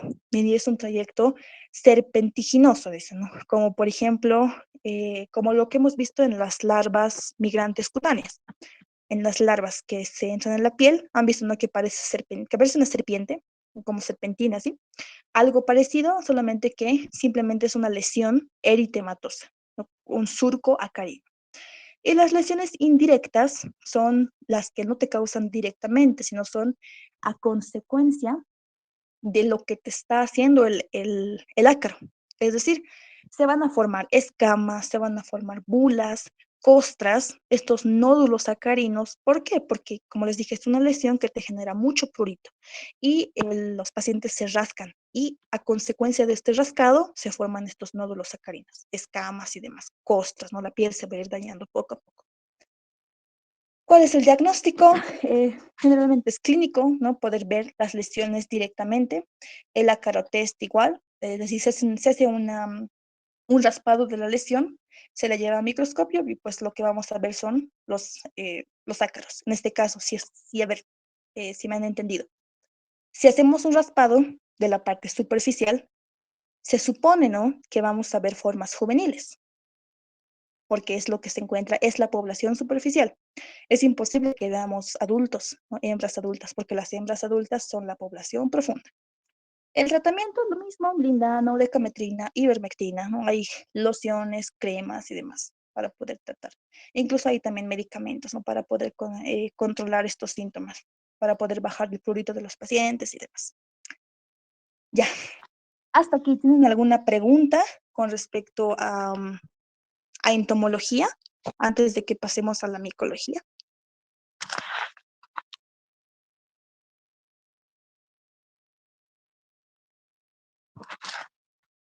Si no, igual recuerden, pueden levantar la mano o interrumpir directamente. Ya, vámonos a la siguiente parte, micología médica. Generalidades. Vamos primero. La micología, entonces, como sabemos, es una ciencia de la medicina que se encarga de estudiar las enfermedades provocadas por hongos, como parasitología. Micología, simplemente hongos. Lo que nos importa es la micología médica, ¿no? Entonces, hemos visto que los hongos pueden tener acciones buenas como acciones malas, es decir, no todos los hongos son malos. Hay algunos hongos que son buenos, ¿no?, que nos ayudan.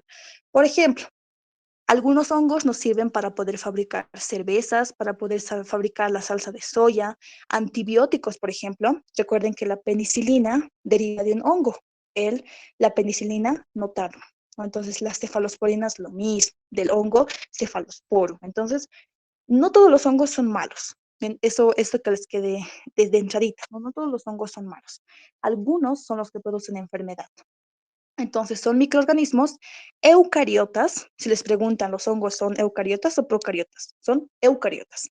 ¿Por qué? Porque tienen un núcleo verdadero. No son aerobios, obligados o pueden ser facultativos. Es decir, no siempre necesitan de oxígeno para vivir. Es decir, depende de qué hongo estemos hablando. Entonces, hay que diferenciar algunos términos. Por ejemplo, micosis es la infección por órganos, o por órganos, por hongos, ¿no? Hongos macroscópicos. Tenemos las alergias fúngicas, pueden ser alergias cutáneas, alergias respiratorias por hongos aeróbicos, es decir, por hongos que nosotros nos hemos contagiado mediante la inhalación. Tenemos Otro término llamado micetismo, que es la intoxicación aguda por la ingestión de hongos venenosos, principalmente esto de la gente, ¿no? Que se encuentra a nivel selvático y demás, que se comen accidentalmente hongos venenosos, eso se llama micetismo, porque es intoxicación. Tenemos la micotoxicosis, que es la intoxicación, pero crónica. No es una intoxicación aguda, sino es una intoxicación crónica por la ingestión de alimentos enmohecidos, ¿no? Con hongos macroscópicos. Por ejemplo, todos sabemos que el pancito está hecho con levadura y si el pan pues se echa a perder, le van a salir esos pequeños hongos. Entonces, eso es micotoxicosis. Y ejemplos tenemos el aspergillus flavus, ¿no? Varios hongos que vamos a ir detallando de acá en adelante. Entonces, las propiedades del crecimiento. Tenemos dos formas que tiene que quedar bien claro. Los hongos pueden ser mohos o pueden ser levaduras, bien, o puede ser, por ejemplo, hay algunos hongos como el caso de, ¿cómo se llama este hongo? Candida albicans, que es un hongo dimórfico, o sea que puede ser moho y puede ser levadura, depende de las condiciones que tenga.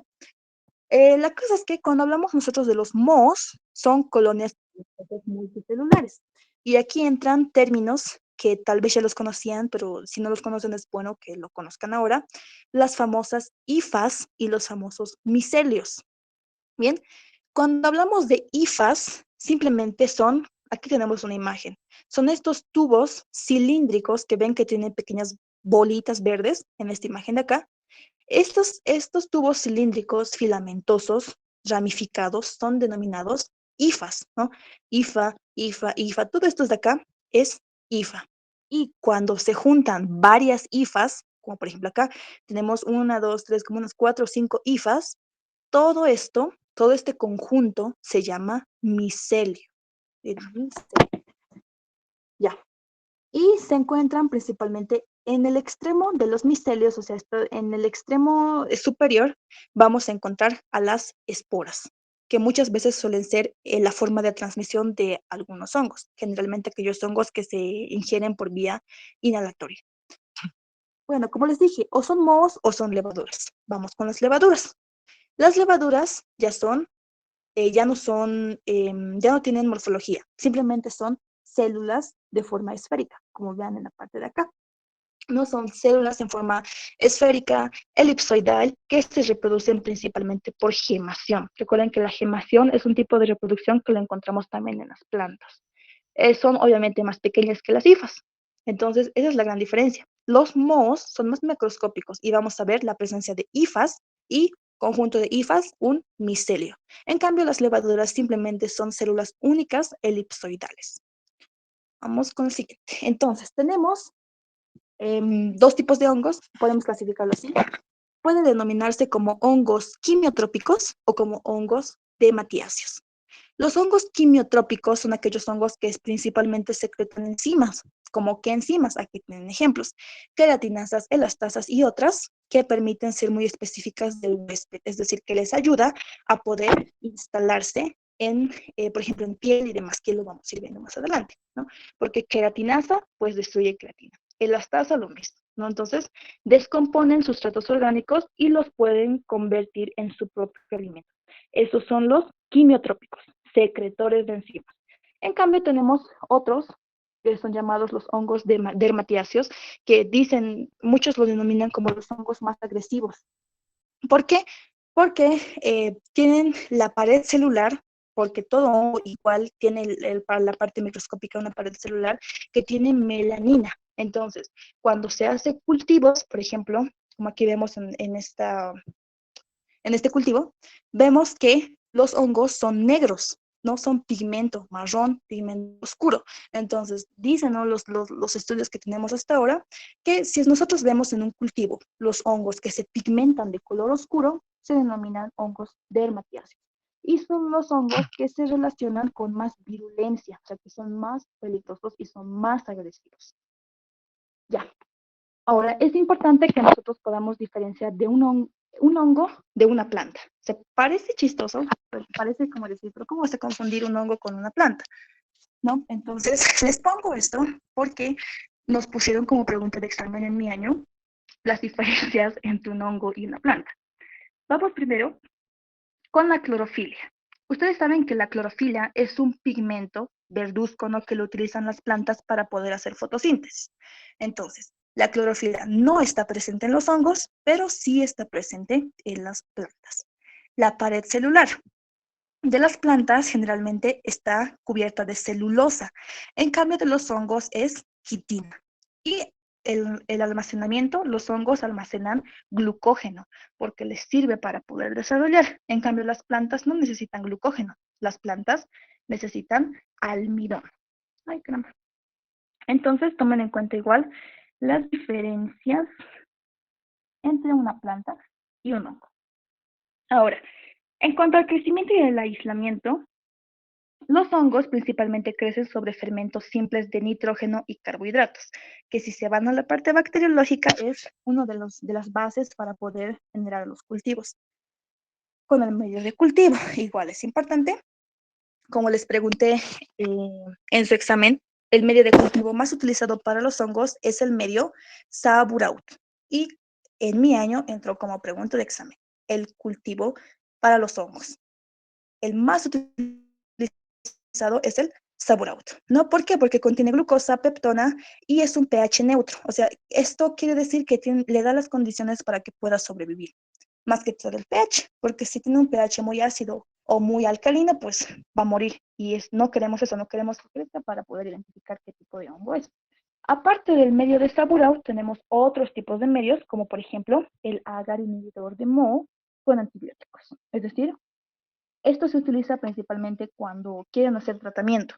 Pasa lo mismo con las bacterias y pasa lo mismo con virus, no con las bacterias. Les ponen lo que son las pastillitas, los discos, por ejemplo, gentamicina, cloranfenicol, cicloxamina y todo lo demás, para ver si son sensibles o son resistentes, ¿no? A eso hace referencia.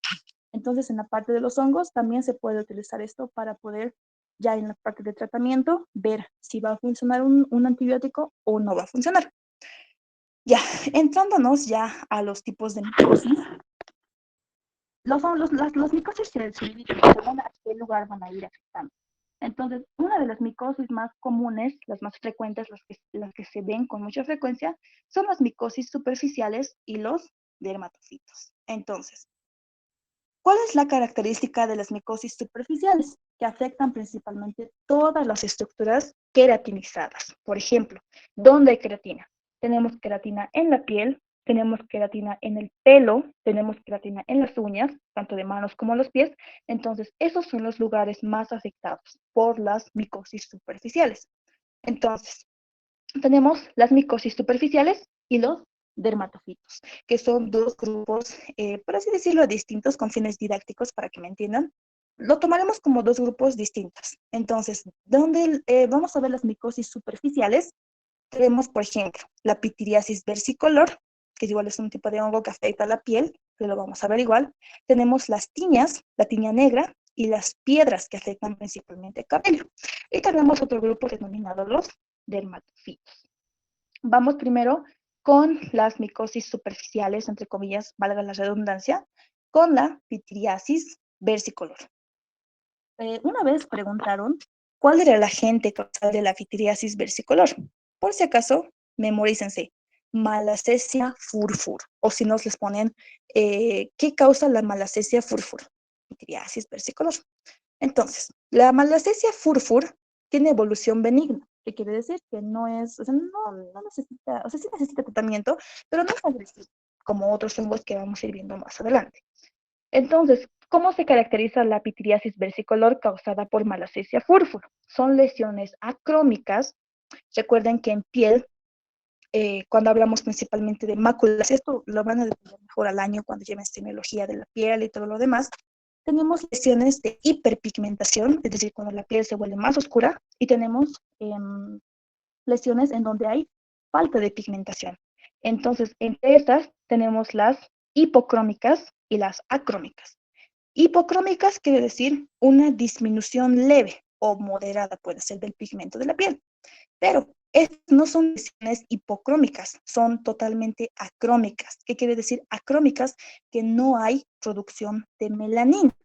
Como ven en esta espalda de este señor, es completamente blanco, ausencia de producción de melanina. Entonces, son lesiones acrómicas, rosadas, generalmente se tornan de un color rosáceo. ¿Por qué? Porque están en contacto con el sol y esto hace que se vuelva rosadito, o pueden volverse de color salmón, no como carne. Entonces, es frecuente en los climas tropicales. Vamos a ver, como aquí les mencioné, máculas, que son lesiones planas, no son lesiones levantadas. Si hablamos de lesiones levantadas, pueden ser pápulas, placas, módulos y demás, pero como son planas, son simplemente máculas. Máculas de borde irregular. Vean esta lesión, no es un borde redondito, por ejemplo, redondo o cuadrado, no tiene un borde totalmente irregular. Y vamos a ver descamación en la superficie de esta piel. Si nosotros lo observamos con lupa y demás, vamos a ver que hay descamación de la piel. Y lo que más afecta es el tronco, la espalda, el tórax y los brazos. Eso con pityriasis versicolor. No se olviden, malacesia fúrfura. Luego nos vamos a las piedras, que afectan principalmente el cabello. Tenemos dos tipos de piedras, las piedras blancas y las piedras negras. Las piedras blancas, también llamadas enfermedad de Beigel, ¿bien? O tinea nudosa, no, nunca he visto que les pregunten, pero por si acaso, piedra blanca o enfermedad de Beigel es causada por el Trichosporum beigeli. O sea, aquí estamos hablando de dermatofitos, igual vamos a detallarlo más adelante. Entonces, la piedra blanca se produce principalmente por falta de higiene, ¿no? Aquellas personas que viven en el clima cálido, húmedo, vamos a ver nódulos. ¿Bien? Es distinto de la caspa. La caspa es descamación de la misma piel, es blando, no es tan...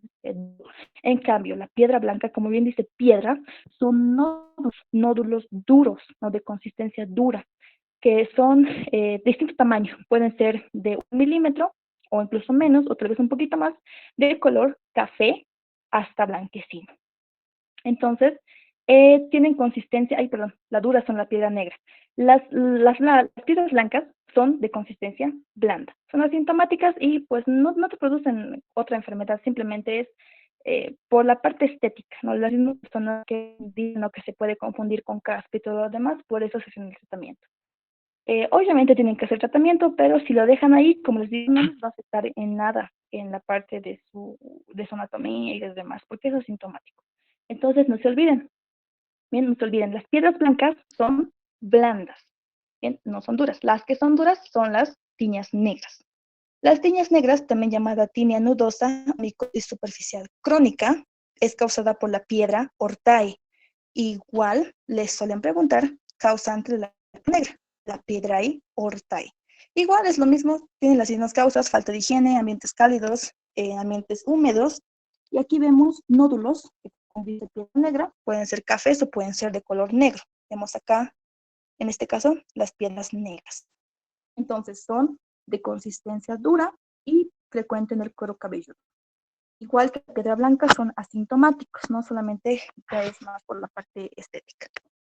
Entonces, de esta parte no se olviden, pityriasis versicolor causada por malacesia fúrfura, las piedras blancas causadas por Trichosporum beigeli o la enfermedad de Beigel. Tenemos que son nódulos blancos, blandos, y las piedras negras, piedrae Ortae, que son nódulos duros y de color negro o de color café oscuro. Ahora vámonos con los dermatofitos. Los dermatofitos, más comúnmente conocidos como tiñas o tiñas, no depende, es lo mismo, se dividen en 3 grandes grupos. Y esto sí o sí tienen que memorizarlo, chicos. Tienen que memorizarlo. Porque les pregunto, ¿cuáles son los tres tipos de géneros de tiñas? Entonces, trichofito, microsporum, epidermofito. Cuiden mucho su ortografía, porque hay casos, he tenido amigos que nos pusieron esta pregunta a nosotros como pregunta de examen y escribieron mal y pues lo anularon, porque tiene que estar bien escrito. Trichofito, microsporum, epidermofito. ¿Ven? No se olviden. Trichofito, microsporum, epidermofito. Entonces, cada uno de estos géneros, todos afectan lugares con queratina, solo que tienen algunos lugares donde tienen preferencia. Por ejemplo, trichofito es la tiña que va a afectar absolutamente todo lo que tenga queratina. Es decir, trichofito va a afectar piel, pelo y uñas, los 3 lugares. En cambio, microsporum solamente va a afectar al pelo, o sea, al cabello puede ser pelo, y a la piel lampiña, es decir, aquella piel que nosotros, aquellos vellos, por ejemplo, que nosotros encontramos en los brazos, en las piernas. Y por último, epidermo afecta piel y uñas. Epidermofitum, aquí ven que no afecta la parte del pelo. Tal vez para si les confunden con enfermedades, pero lo que importa es que se memoricen. Trichofitum, microsporum, dermatofitum. Entonces, depende del lugar en donde se encuentren, se van a ir denominando Tinea capitis, Tinea barbae, Tinea corporis, Tinea inguis, Tinea pedis, ¿no? Entonces, empecemos primero con la Tinea capitis. Es una tiña que se puede dividir en dos, ¿no? Si es inflamatoria o si es no inflamatoria. En la inflamatoria, les menciono esto porque está el famoso querión de Celso, que tal vez puede que les pregunten, porque es una enfermedad que se limita a la cabeza y que se limita a relacionarse con las tiñas, el querión de Celso, ¿no? Entonces, el querión de Celso es prácticamente una reacción inflamatoria, igual como tenemos los síntomas de Celsius, el rubor, calor, tumor, la impotencia funcional y todo lo demás, los 5 se van a presentar en la región de la cabeza que está afectada. Y vamos a ver una placa alopécica eritematosa. Como pueden ver acá, generalmente son lesiones circulares, ¿no? Estos honguitos afectan la raíz del cabello. Quiere decir que no es que el paciente esté calvo, no es que el paciente sea alopésico, sino es que el hongo está haciendo que la raíz del cabello se vuelva frágil, no se vuelva quebradizo, y el cabello se cae dando una placa pseudoalopésica, ¿no? Una placa pseudoalopésica. Entonces, depende. Si nosotros vemos, por ejemplo, en este caso de acá, que está con pus, está totalmente infectado, vemos los signos de Celsius, vemos aquí tumefacción, vemos rubor, seguramente que si lo tocamos debe estar caliente, entonces podemos catalogarlo como el querión de Celso.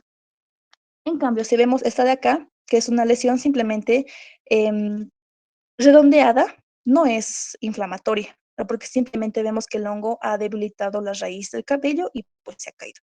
Entonces, esa es una tinea capitis no inflamatoria, también llamada tonsurante. Entonces, son placas, como les dije, pseudoalopésicas, secas, escamosas. Pseudoalopésicas porque no es alopecia real, no es que, como les digo, no es que el paciente no produzca pelo, produce, pero el hongo hace que la raíz se debilite.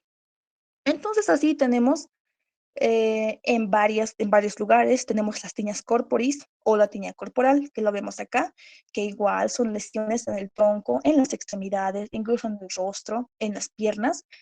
Tienen la misma consistencia, ¿no? Son placas, porque aquí ya son sobrelevantadas, placas con bordes mal definidos. Podemos ver un centro que es más eritematoso y en el centro vamos a ver que es descamativo, ¿no? Y el borde de la lesión es un borde activo, es decir, que ahí se encuentra el hongo y sigue avanzando y sigue avanzando. Y estas lesiones se pueden agrandar, ¿no? A eso se refiere con borde activo. Tenemos la tiña de la barba, que igual vemos en esta persona, por ejemplo, que tiene en la parte de la barba lesiones descamación, tenemos pústulas, vemos eritema y demás. La diferencia es que se localiza a nivel de la barba. Tenemos la tiña facial, como vemos en el caso de esta niña, afecta las zonas lampiñas, es muy pruriginoso, o sea, genera ganas de rascarse, ardor y picazón, y empeora con la exposición a la luz solar. Por eso es muy importante que utilicen protector solar y que utilicen sombrerito. Tenemos la tiña crural, en este caso de este bebé, la tiña crural, que es un eczema marginado de hebra. Vemos pústulas, vemos vesículas en los bordes. En este caso vemos que es una placa eritematosa que está afectando la región inguinal, ¿no? Por eso se llama tiña crural. Tenemos la tiña del pie, o también llamado el pie de atleta, no mal llamado pie de atleta, porque en realidad pie de atleta es otra cosa, pero así es como se conoce generalmente entre la cultura. El pie de atleta, que igual vemos las lesiones, estas lesiones a nivel interdigital, en el dedo del hallux, en la planta, se va a extender en toda la zona plantar. Tenemos, si se presenta en la mano, pues tiña de la mano o tiña mano. Puede ser una o puede ser ambas, generalmente afectan las palmas y tiene el mismo patrón, una lesión con bordes mal definidos, con un centro escamoso y es eritematoso. Y por último tenemos las tiñas unguiales, ¿Qué vemos acá, por ejemplo? Este es un caso de hongo igual, en donde vemos que la uña está muy engrosada, una uña decolorida, prácticamente eso es tejido muerto. Por eso cuando la uña se torna amarilla, es que ya está, el tejido ya está muerto. Entonces está descolorida, puede estar rota, puede estar distrófica, ¿no? Con alteraciones en la morfología y demás. Entonces, no es tan importante, lo que sí es importante es esto, como les dije, los tres géneros y tal vez los tipos de tinea capitis que existen. Bien, vámonos, las subcutáneas no son importantes, no sé si han dado esto ahorita. No, no, no, es el dormido. Ya, vámonos directo con las micosis superficiales, digo, sistémicas. Entonces, cuando ya hablamos de micosis sistémicas, ya son hongos que afectan órganos. Principalmente van a afectar el pulmón, porque la forma de contagio de los hongos, de las esporas, es más fácil mediante la inhalación. Entonces, es más frecuente que se vaya a pulmón, ¿no? Entonces, son micosis sistémicas, también llamadas micosis endémicas, que son causadas por hongos dimorfos. ¿A qué me refiero con dimorfo? Que pueden ser mohos o pueden ser levaduras. Recuerden que en un principio les dije, un hongo es moho y si no es moho es levadura. Pero cuando aplicamos el término de dimorfo tiene dos formas. Dentro del cuerpo del ser humano puede ser moho o puede ser levadura. Generalmente se da por inhalación de conirios o las esporas. Recuerden que esto hemos visto de las hifas, les dije, ¿no? Que en la parte más superficial de las hifas encontramos esas pequeñas bolitas verdes que hemos visto, que esos eran las esporas o los conidios, que generalmente suelen ser la forma de transmisión. O sea, al inhalar estos conidios, estas esporas, nosotros nos vamos a contagiar con estos hongos. Se encuentran principalmente en el suelo, en la tierra, ¿no? Depende del órgano, depende del hongo, perdón. Bueno, lo que les mencioné, ¿no? Casi todas las infecciones se localizan a nivel de los pulmones y la vía de ingreso más común es la vía inhalatoria. Entonces, vamos a ver principalmente cuatro. Nos vamos a aprender a diferenciar cuatro tipos de hongos. Coccidioidomicosis, histoplasmosis, blastomicosis y las paracoccidioidomicosis. El agente causal creo que está fácil, ¿no? De poder relacionar. El coccidioidomicosis pues está causado por el Coccidioides imitis. El histoplasmosis por Histoplasma capsulatum.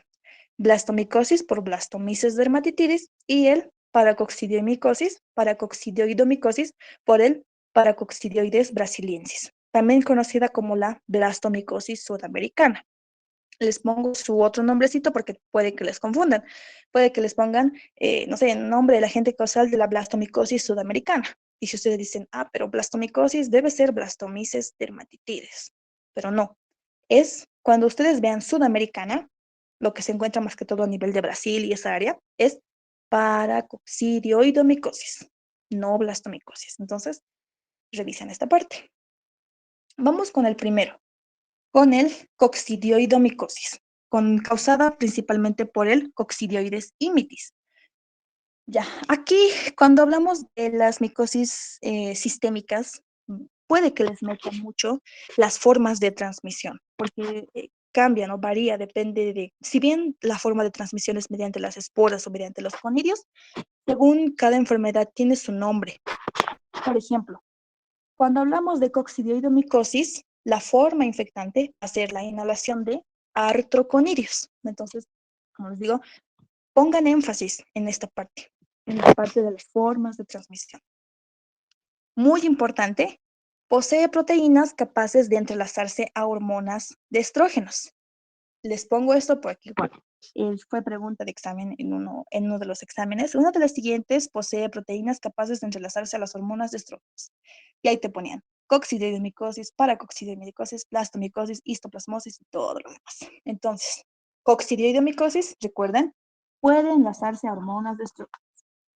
Generalmente habita mejor en las concentraciones grandes de estradiol, de progesterona. ¿Por qué? Porque estimulan su crecimiento, ¿no? Hace que puedan crecer de forma más rápida. Clínica, como se localiza en pulmón, lo que vamos a tener es fiebre, tos, malestar general, artralgia, cefalea. No son signos y síntomas específicos, son síntomas generales. Lo que sí es que su tiempo de incubación puede ser de 1 hasta 2 semanas y posteriormente recién puede existir una reacción de hipersensibilidad exantema cutáneo, es decir, que una vez que se ha contagiado con la enfermedad, con el coccidioides simitis, pasa unas 2 semanas, puede que el paciente, a pesar de tener no los signos y síntomas clásicos, fiebre, tos y todo lo demás, puede manifestar pequeñas erupciones en la piel. ¿Por qué? Por la hipersensibilidad, ¿no? Porque ustedes saben que nuestro cuerpo siempre, pero siempre se va a defender, nunca se va a quedar así con los brazos cruzados. Entonces se generan reacciones de hipersensibilidad y nos genera exantema cutáneo. ¿Cómo diagnosticamos? Mediante radiografías, ¿no? Radiografías, un PA de tórax, un póster anterior, y lo que vamos a ver nosotros no son lesiones, sino vamos a ver un patrón neumónico. Es decir, esto igual lo van a ver al año, no se preocupen. Al año van a llevar radiología y van a ver cuáles son los tipos de patrones que tenemos en una placa de rayos X. Pero para ahorita, para el examen de mañana, con tal de que sepan que vamos a ver como si fuera una neumonía, está muy bien. Y vamos a ver también como si fuera un derrame pleural. Vamos al siguiente, con el histoplasma, la histoplasmosis, el histoplasma capsulatum, ¿no? Es también llamado enfermedad de Darling. Cuidado con eso, porque como les digo, a mí también, cuando yo di este examen, nos pusieron sinónimo de la enfermedad de Darling y todas estas características. Y lo mismo, les van a jugar histoplasmosis, blastomicosis, paracoccidios, para que ustedes escojan. Entonces revisen muy bien. Es un conidio que desarrolla levaduras que son fagocitados por los macrófagos alveolares. Y aquí es otro dato que nos dice esto es histoplasmosis. Les dije, cuando vean la palabra estrógeno, ustedes no duden, es coccidioidomicosis. Estrógeno, coccidioidomicosis. Pero si ustedes ven la palabra macrófago, macrófagos alveolares, relacionenlo netamente con histoplasmosis. ¿Por qué? Ustedes saben que los macrófagos alveolares son células del sistema inmune, ¿no? Son células fagocíticas que se mueven, ¿no? por varias partes del cuerpo. Estamos hablando principalmente de los macrófagos alveolares, ¿no? Que se encuentran en pulmón. Entonces, estos macrófagos se diseminan rápidamente a todo el cuerpo y como los macrófagos son parte del sistema retículo endotelial, al primer lugar en donde van a ir es al tejido que tenga sistema retículo endotelial. Ejemplo, hígado, vaso, médula ósea, ganglios linfáticos, como les digo, a todos los órganos que tenga sistema retículo endotelial. ¿Por qué? Porque son macrófagos. Los macrófagos siempre van a hacer eso. Por eso dicen, ¿no?, que los macrófagos son las células de defensa más torpes, porque ellos ven algo que no les gusta, o sea, algo que es sospechoso y se lo comen, ¿no? A diferencia de, por ejemplo, los linfocitos T, los natural killer y los demás, que marcan, tienen sus marcadores y pues reconocen y tienen memoria. En cambio, los macrófagos no, se comen todo lo que ven. Y eso en cierta parte es malo para nuestro cuerpo porque puede comerse, por ejemplo, es lo que pasa en el caso de la tuberculosis. Los macrófagos, como dicen, es invasor, se comen a la tuberculosis, pero no saben que ese es el fin de la tuberculosis, del bacilo de Koch para que se replique dentro del macrófago. Entonces, siempre es un problema si lo podemos ver de ese lado. Entonces, como les digo, si ustedes ven macrófago, relacionenlo con histoplasma. Y obviamente les van a poner, se diseminan al tejido del sistema retículo endotelial, van a hígado, vaso, médula ósea, ganglios linfáticos y todo lo demás. Estos son tejidos ricos en sistema retículo endotelial. Clínica. Como es pulmón, igual vamos a ver parecidos a la gripe, fiebre, escalofríos, mialgia, cefalea, tos no productiva. O sea, síntomas no específicos.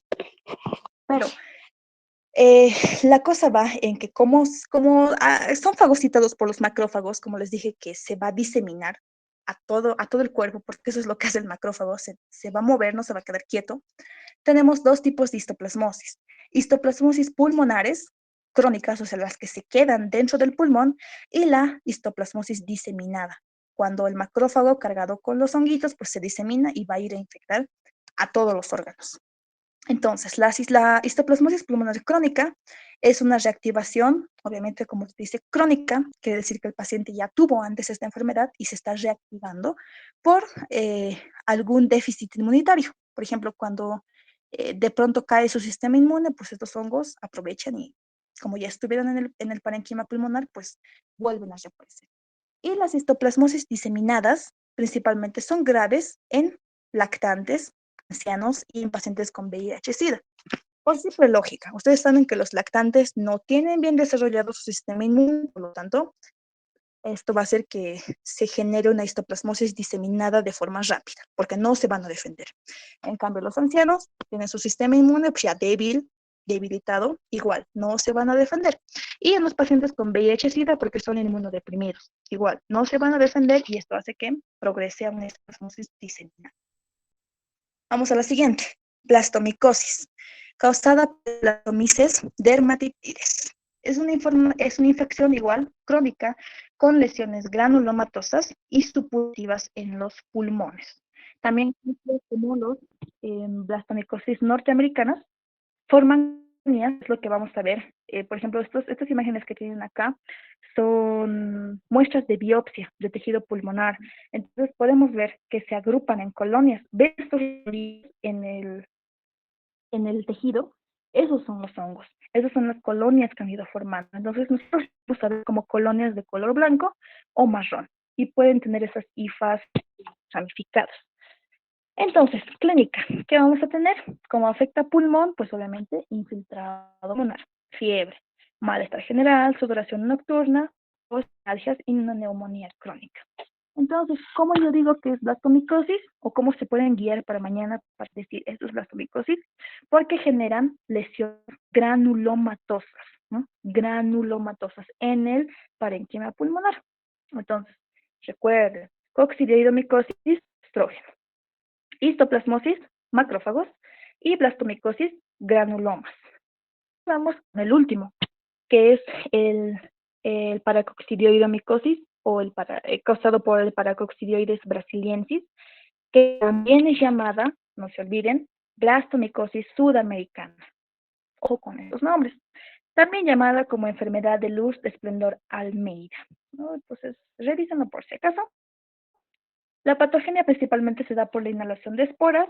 Características que vamos a ver, esto igual es de una biopsia pulmonar, es los famosos hongos en timón. No sé si lo han visto, si lo han leído en el libro de Moore, creo que está descrito esto, de bacteriología, muy bonito. Vean estas lesiones, parece como si fuera un timón de un barco. Entonces, o en flor, no, la flor es otra, en timón. Está bien. Entonces, vean estas lesiones en timón. Entonces, cuando ustedes vean esto en microscopio, aunque no lo vean porque no hay en el laboratorio, son paracoccidioidomicosis. En la clínica que vamos a ver, una enfermedad pulmonar progresiva crónica, diseminada, afecta a personas de entre 30 a 60 años, se propaga rápidamente a piel, tejido mucocutáneo, ganglios linfáticos, hígado, vaso, glándulas suprarrenales, y es una úlcera, se puede manifestar en la boca como una úlcera dolorosa, ¿no? En la bucal.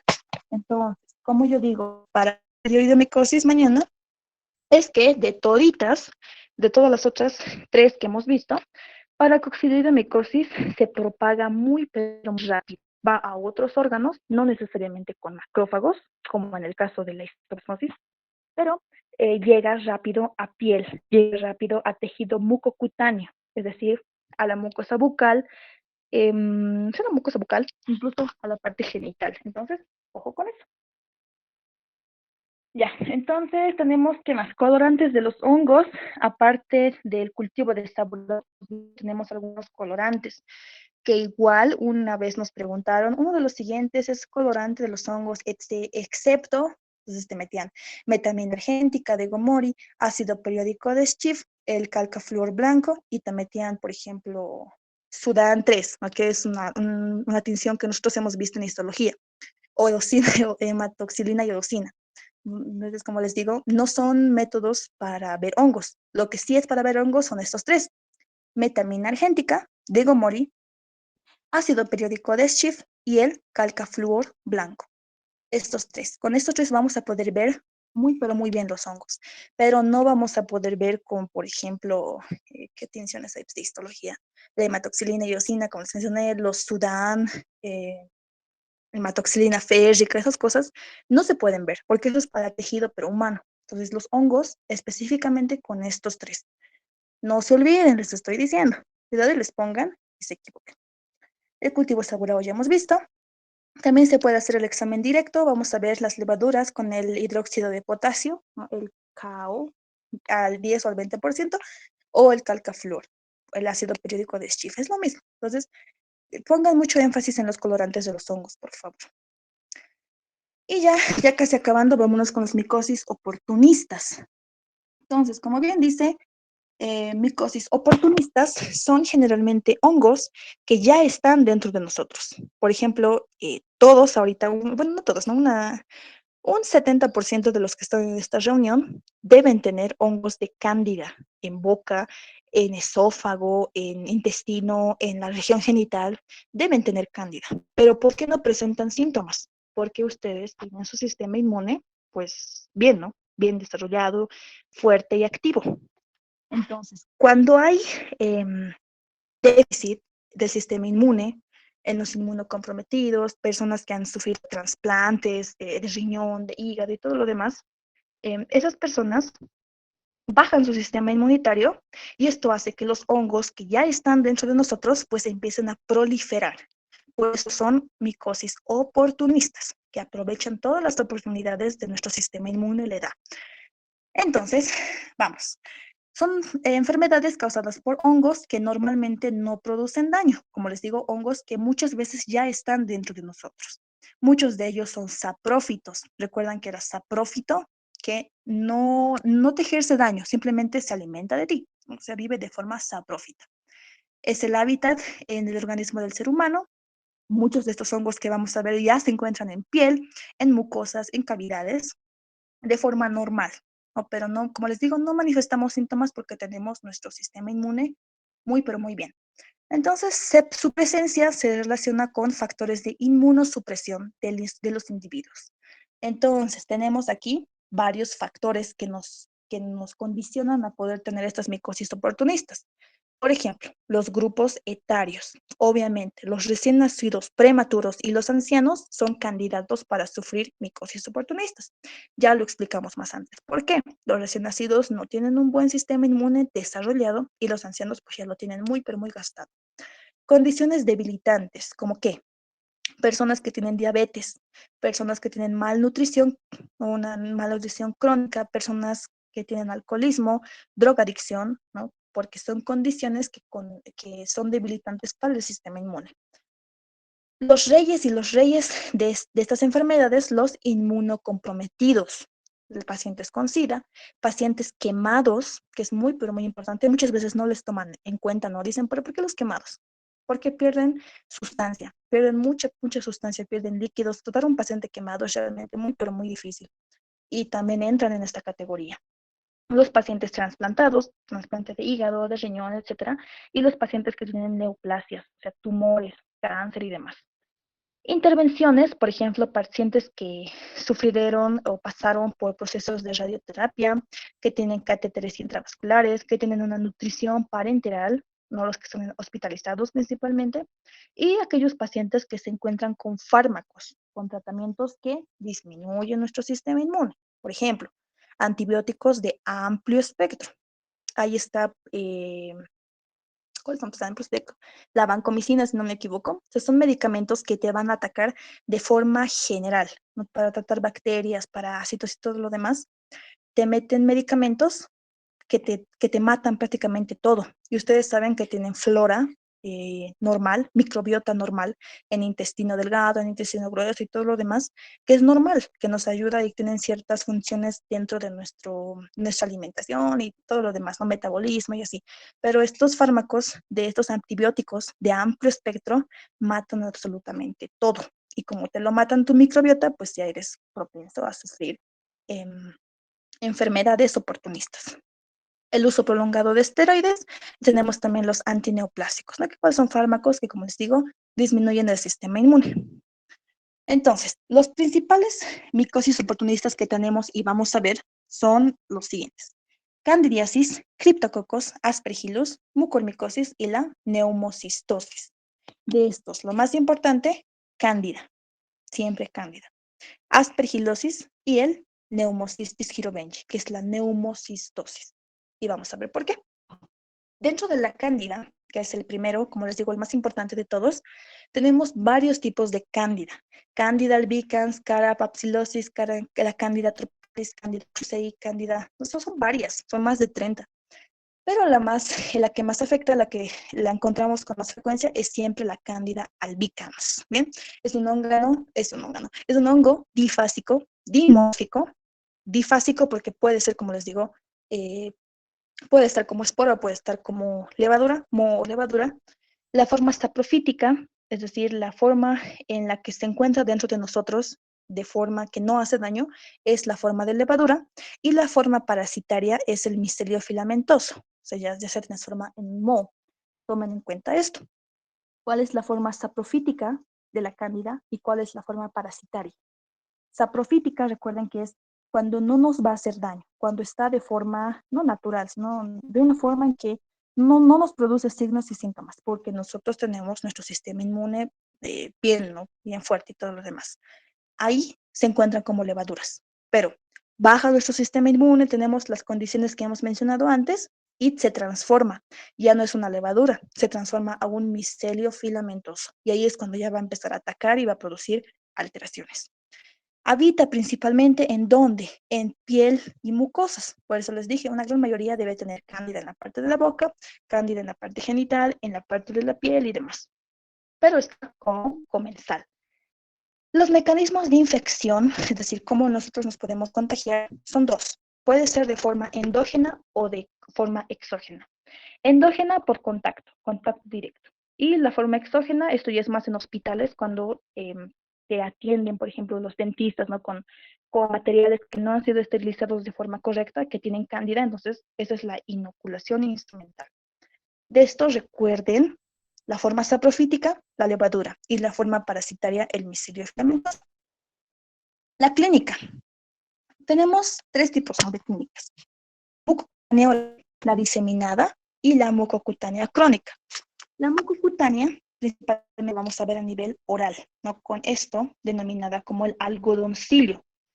Es como si fuera placas blanquecinas en la lengua, que esas placas se desprenden fácilmente, como el algodón, por eso se llama algodoncillo.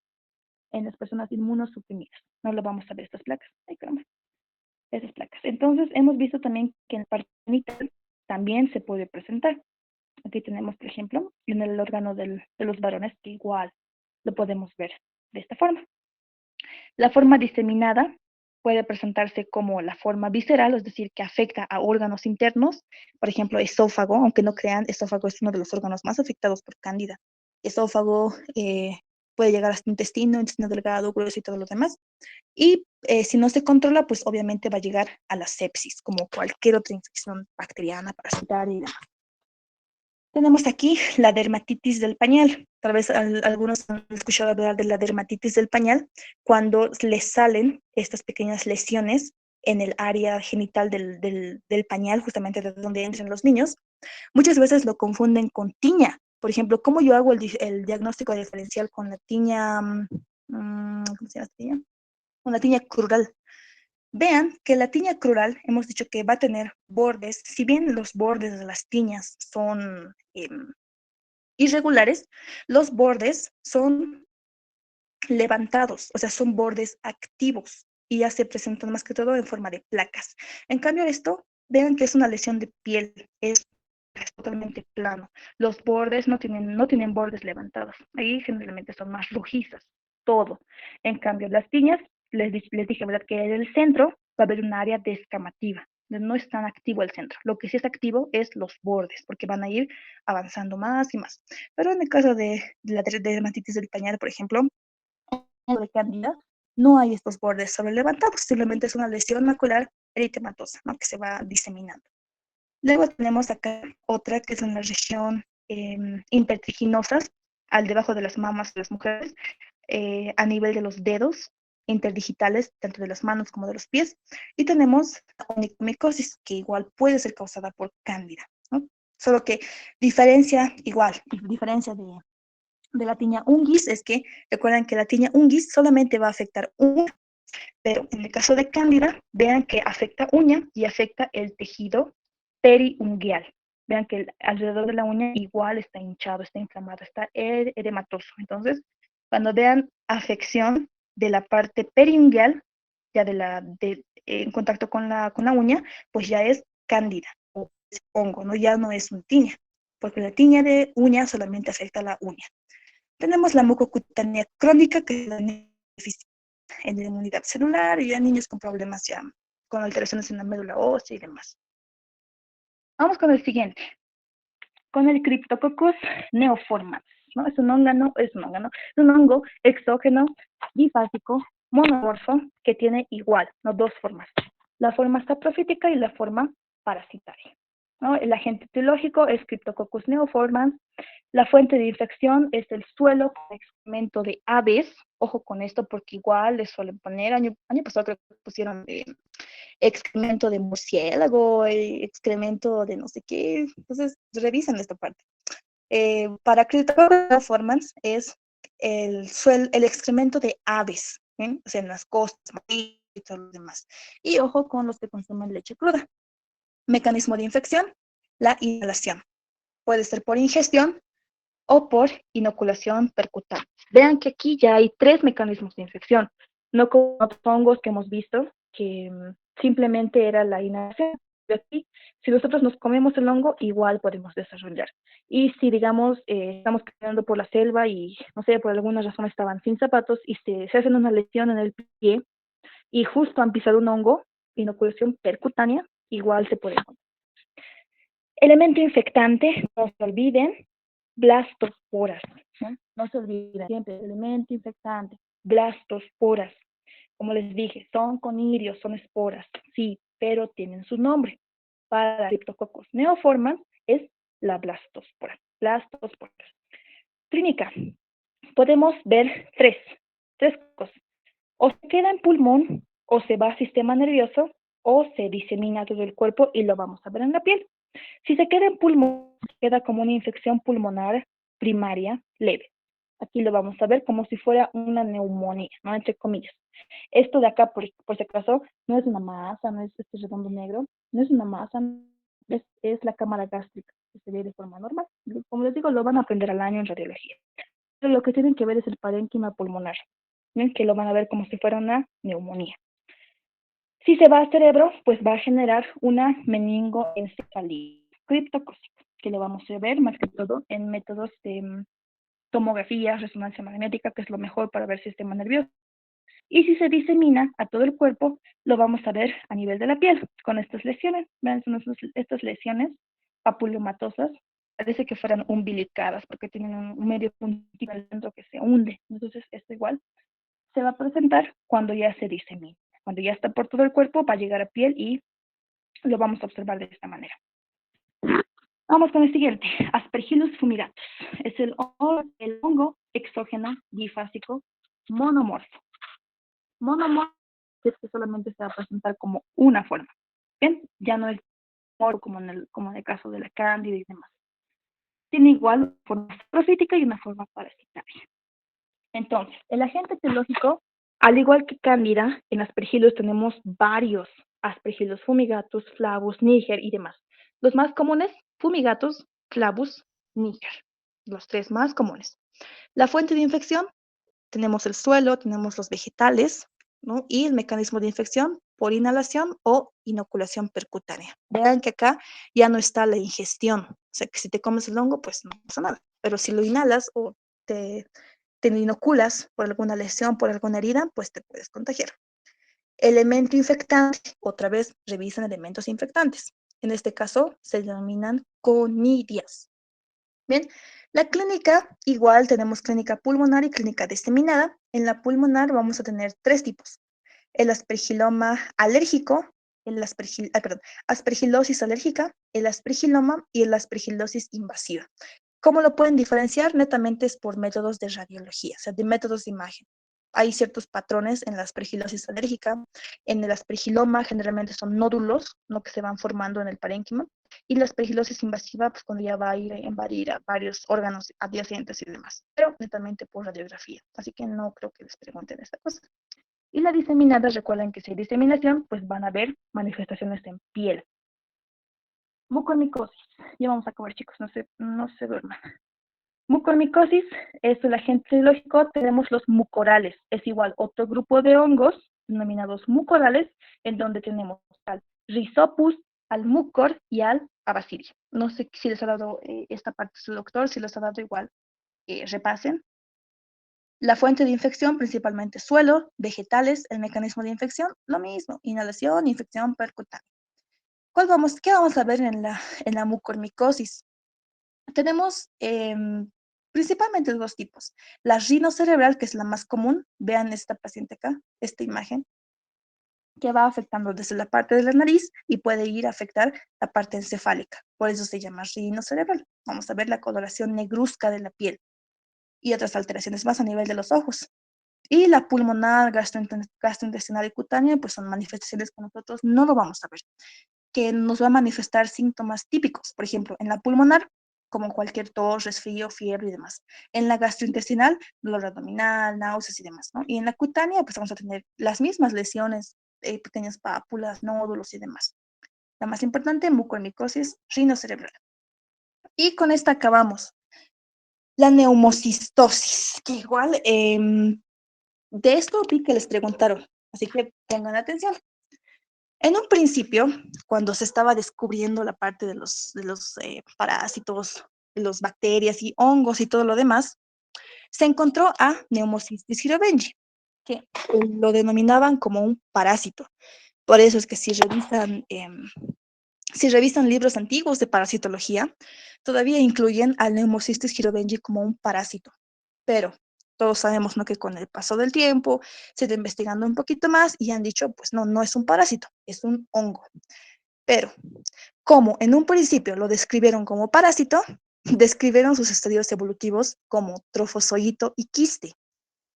Y cuando ya supieron que era un hongo, pues ya no lo podían cambiar, porque una gran mayoría de las personas pues ya se había acostumbrado a que los estadios evolutivos sean trofozoitos y quistes.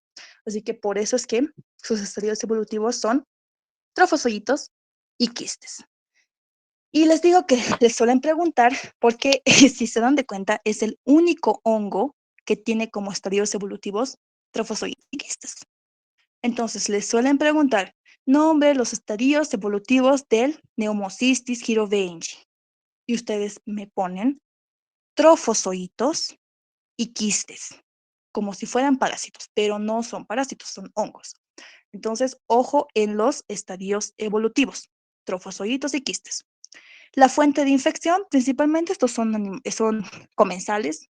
Como les digo, una gran mayoría debe tener Pneumocystis jirovengii, pero no se manifiesta porque somos inmunocompetentes, ¿no? Esto es muy, muy frecuente, observar neumonías, por ejemplo, por Pneumocystis jirovengii en pacientes VIH-Sida. Es muy, pero muy común. Y su mecanismo de infección es la inhalación. La clínica que tenemos, la neumonitis intersticial, o sea, una neumonía, que para nosotros sería una neumonía simple, pero en inmunodeprimidos es una neumonía mortal. ¿Causada por qué? Pneumocystis jirovengii. El diagnóstico, ¿cómo lo hacemos? Como si fuera tuberculosis, ¿no? Como si fuera cualquier infección pulmonar. Simplemente se toma el esputo y se lo lleva a microscopio y ve, ¿no?, qué es. Y se encuentran con estos honguitos, que son el Pneumocystis jirovengii. Y el tratamiento, por ahí les ponen tratamiento, no, nunca he visto que les pongan, pero por si acaso, este tratamiento es universal. Trimethoprim sulfamethoxazol, lo que conocemos como cotrimoxazol, pero no pongan cotrimoxazol porque no es correcto, es mejor poner trimethoprim sulfamethoxazol, ¿no? Entonces, no se olviden, Pneumocystis jirovengii, sus estadios evolutivos son trofozoitos y quistes. Y aquí tienen un pequeño resumen de toda la parte de los hongos que hemos visto, porque yo sé que es harto, yo sé que se confunde. Entonces, para que los repasen mejor, ¿no? En micosis superficiales tenemos pitiriasis versicolor, Malassezia furfu, las tiñas negras, piedras blancas, negras. Las cutáneas, los dermatofitos, Trichophytum, Mycosporum, Epidermophytum. En las micosis sistémicas hemos visto alcoccidioidemicosis, histoplasmosis, blastomicosis y paracoccidioidemicosis. Y en las oportunistas, las cándidas, tenemos los criptococos, aspergillos, los mucormicosis y los neumocistosis, ¿sí?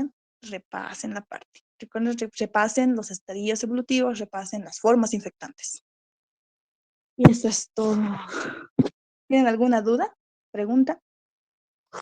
¿Queja?